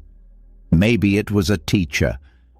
But how do you find the teaching without dragging the weight? How do you receive the wisdom of suffering without replaying its soundtrack forever? This is where Buddhist clarity steps in. Not to erase pain, but to separate it from what it left behind. Because there's a difference between what hurt and what we keep hurting with. And now the work becomes refining that difference, extracting the signal from the noise. Pain has a message. That's why it exists. Physical pain teaches us not to touch the fire. Emotional pain points to what's been lost, violated, or misaligned. But unlike the body, the mind tends to hold on to the alarm even after the fire is out. It carries the smoke, it hoards the ashes, and that residue becomes confusion. Am I still in danger? Am I still broken? But Buddhist wisdom invites you to pause and look again. What if the lesson was already delivered, but you've just been carrying the packaging? Every painful moment comes with two parts, the sensation itself and the story built around it. The event and the echo, the injury and the interpretation, the wisdom and the weight. But unless you stop and gently sift through what's left, you carry both. And that's how people live for years under the heaviness of experiences that are no longer even present. So the practice is this. When pain rises, ask not just, what is this? But also, what is useful here? And what can be left behind? That's the filter. That's what Buddhist insight teaches you to refine. Awareness does not mean analysis. It means observation without clinging. Feeling the sharpness of the emotion, but not reinforcing the story that came with it. Let's say someone betrayed you. The betrayal itself is pain. That's the signal. It tells you something was wrong, something needs repair or release. But the thought, I can never trust again, is the noise. It's the residue. It's pain that's lost its context and turned into a belief. And that belief doesn't protect you, it confines you. It turns a lesson into a limitation. Signal says, that hurt. Noise says, that defines me now. Signal says, I need healing. Noise says, I'll always be broken. One points to the wound so it can close. The other reopens it every time the memory is touched. And if you don't learn to separate them, you can't move freely. You begin to fear the lessons because of how much baggage they seem to come with, but the lesson doesn't need the weight. You can learn from fire without living in smoke. You can remember the cut without wearing the bandage forever. Buddhist teachings don't ask you to deny pain. They ask you to look through it. Not around it, not away from it, through it. Because pain that is seen clearly begins to soften. Pain that is respected but not idolized begins to shift. This is why stillness is sacred. It lets you notice the layers. It lets you see which thoughts arise with tension and which ones come with truth. Truth feels clear even when it's hard. It opens. Noise contracts. It tightens the chest. It repeats itself. It creates confusion. When you feel both, the body will often tell you which is which, if you're willing to listen. Another part of this practice is not rushing the insight. The mind wants a clean lesson, a takeaway, a perfect quote, but some pain doesn't resolve in neat phrases. Sometimes the lesson is silence, sometimes it's softness, sometimes it's just seeing that you survived and allowing that to be enough. The signal doesn't always shout. Sometimes it whispers, "You made it." And if you're too busy looking for meaning, you miss the message. There's also the trap of over-identifying with your healing journey, turning every past wound into part of your personality. But healing doesn't mean becoming your pain's best friend. It means knowing it came, it taught, and it left. You're allowed to grow without constantly looking back to prove how far you've come. The past can shape you without owning you. One powerful Buddhist practice is noting. You observe an emotion and say, "This is sadness. This is grief." Not, "This is my sadness," or "This is me being broken," just, "This is sadness." That subtle shift breaks the identification.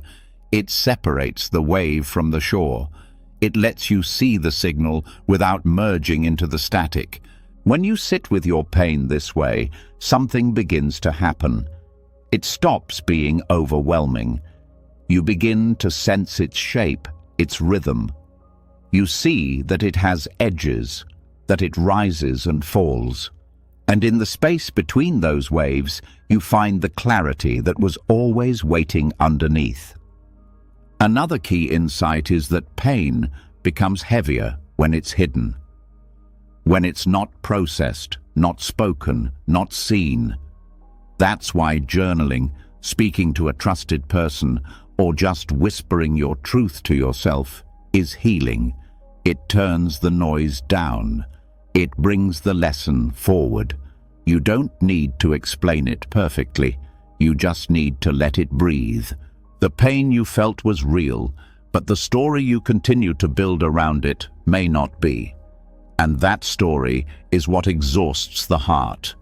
It's what makes you flinch at joy, hesitate at love, doubt your worth. But Buddhist wisdom says you can put the story down. You can say, "Thank you for what you taught me," and leave the rest behind. This isn't about spiritual bypassing. It's not about pretending you're fine or rushing into positivity. It's about honest, grounded discernment. Knowing the difference between what the moment gave and what the mind added later. Between the cut and the commentary. Between the truth and the trauma echo.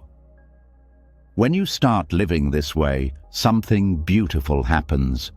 You stop being afraid of what hurt, because you know you can meet it without becoming it. You can let it speak without giving it a throne. You can extract the signal, carry it like a pearl, and let the shell fall away. So, the next time a painful memory returns, pause. Ask it gently, What are you trying to tell me? Listen, then ask, and what are you saying that I no longer need? Breathe, thank it, then let go. This is how you become lighter, not because life gets easier, but because you stop carrying what isn't yours anymore. And once the signal has been heard, once the pain has been honored, understood, and separated from the story that tried to keep it alive, something remarkable happens. You no longer feel bound to keep reliving it. The lesson remains, but the heat begins to fade. Still, there is one final test of freedom. Can you leave? Not just physically, but energetically. Can you step out of a person's story, a toxic environment, or a painful memory without dragging its residue into your next chapter? This is not about escape. This is about the soft exit. The Buddhist path to walking away without resentment, without collapse, and without carrying what no longer belongs to you. Leaving is not always the hardest part. It's what follows.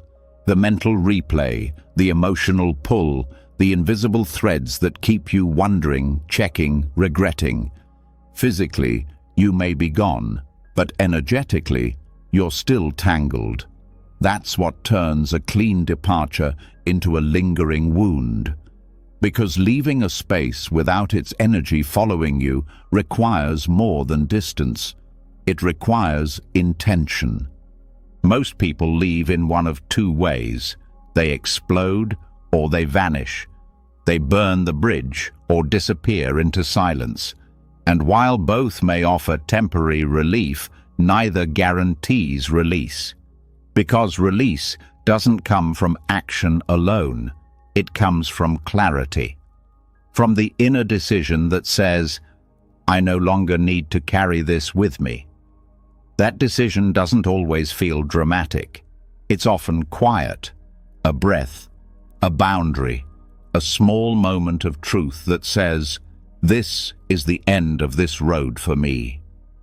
Buddhism teaches that attachment is the root of suffering, but it also teaches how to loosen that attachment with wisdom instead of aggression.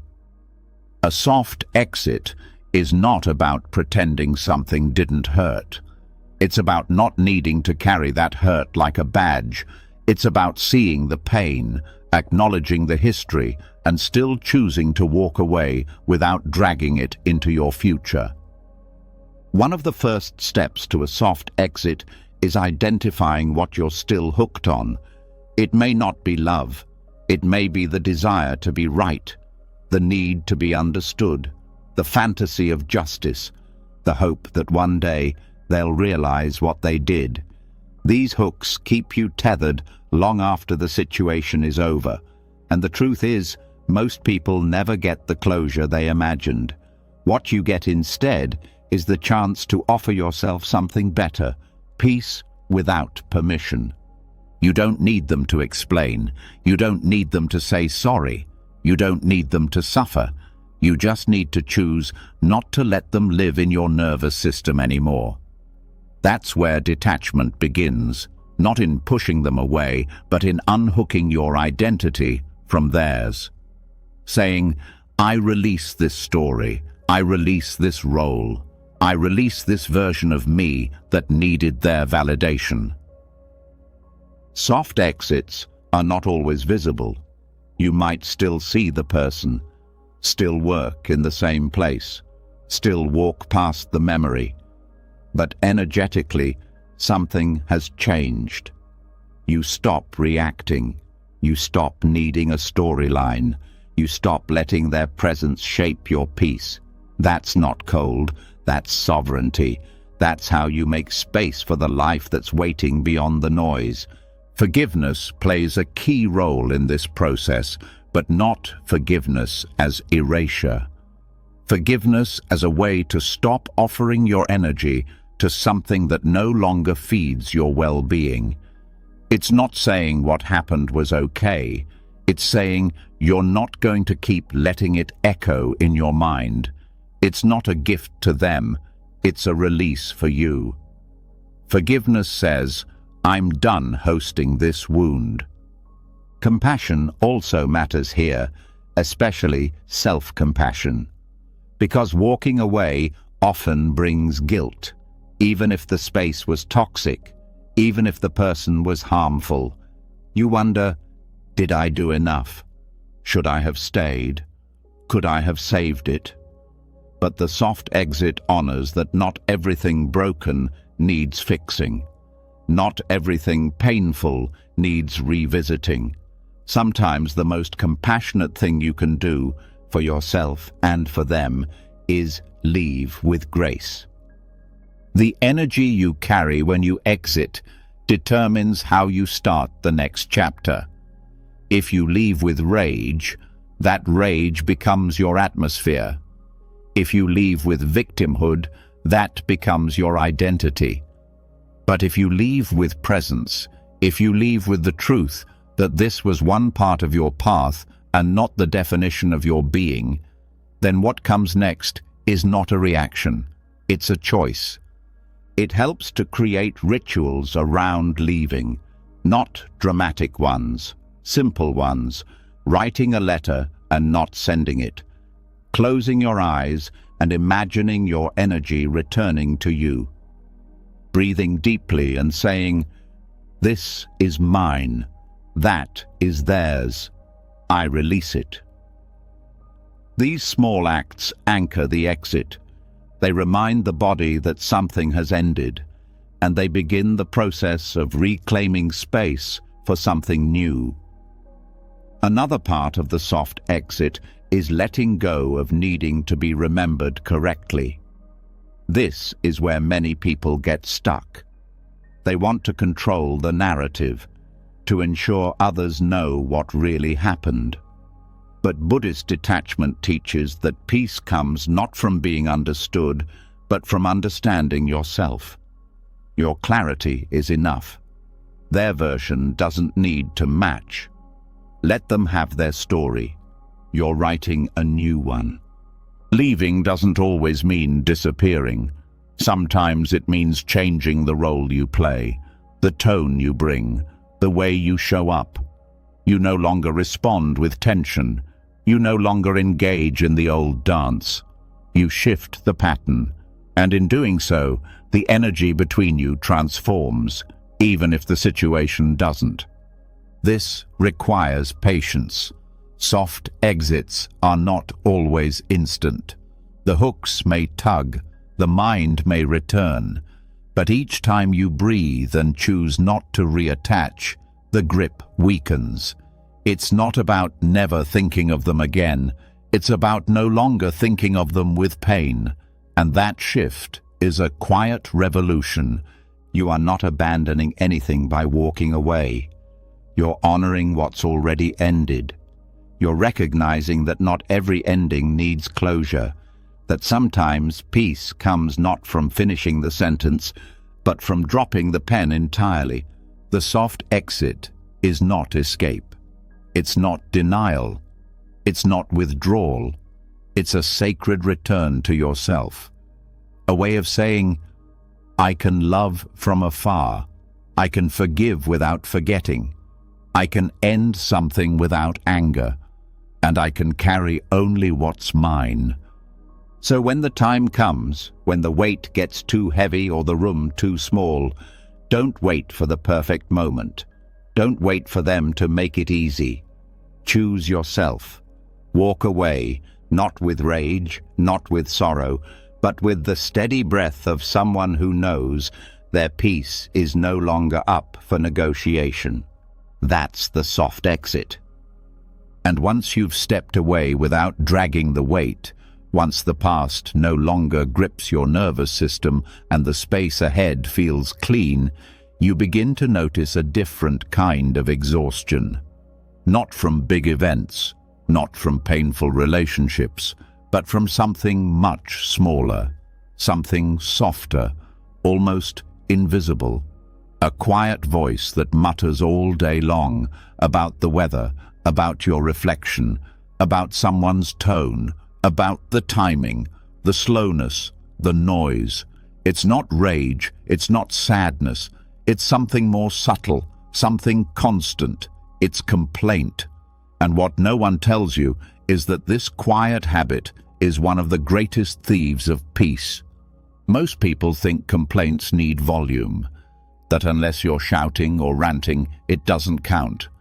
But the most draining complaints are the ones that whisper, the ones that sit beneath the breath, coloring your whole mood without you noticing. They don't announce themselves as problems. They disguise themselves as observations, as realism, as just saying. But inside, they drain, and over time, they create an atmosphere of chronic dissatisfaction that becomes normal. That's the danger, when unhappiness becomes your baseline, not because of what's happening, but because of how you narrate it. Buddhist teachings address this not by silencing you, but by waking you up. Complaining is not wrong. It's unconscious.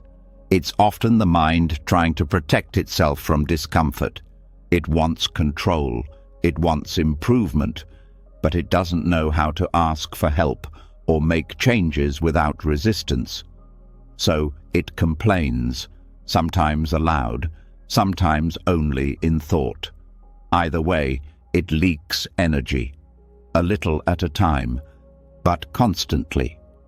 The danger of subtle complaints is that they reinforce a sense of self built around dissatisfaction. This isn't enough. That shouldn't be this way. They always do this. These thoughts don't feel violent, but they trap the mind in comparison, resistance, and judgment. They slowly convince you that life is something to be endured rather than embraced. And once that becomes your default filter, everything gets touched by it. Even joy feels muted. This habit is so deeply ingrained that many people don't even realize they're doing it. The complaint isn't always words. Sometimes it's a sigh, a raised eyebrow, a tension in the shoulders, a withdrawal of presence. But underneath it is the same message: I don't like this. This moment should be different. And while there's nothing wrong with preferences, the problem comes when those preferences turn into identity. When the mind says, I am someone who is constantly put out, that's when complaining shifts from reaction to lifestyle. Awareness is the first key. Not guilt, not punishment, just noticing. That was a complaint. There's resistance here. This noticing is gentle but powerful. It creates space between the feeling and the habit, and in that space, a choice is born. The complaint no longer controls you. You see it for what it is, a patterned response, not a truth. The next step is investigation. Ask, what am I really needing right now? Beneath every complaint is a wish, maybe for ease, maybe for recognition, maybe for control. But when you meet the complaint with curiosity instead of criticism, you begin to translate it. And once it's translated, it can be addressed with wisdom rather than frustration. Sometimes the need is valid. Maybe the environment truly isn't supportive. Maybe boundaries are being crossed.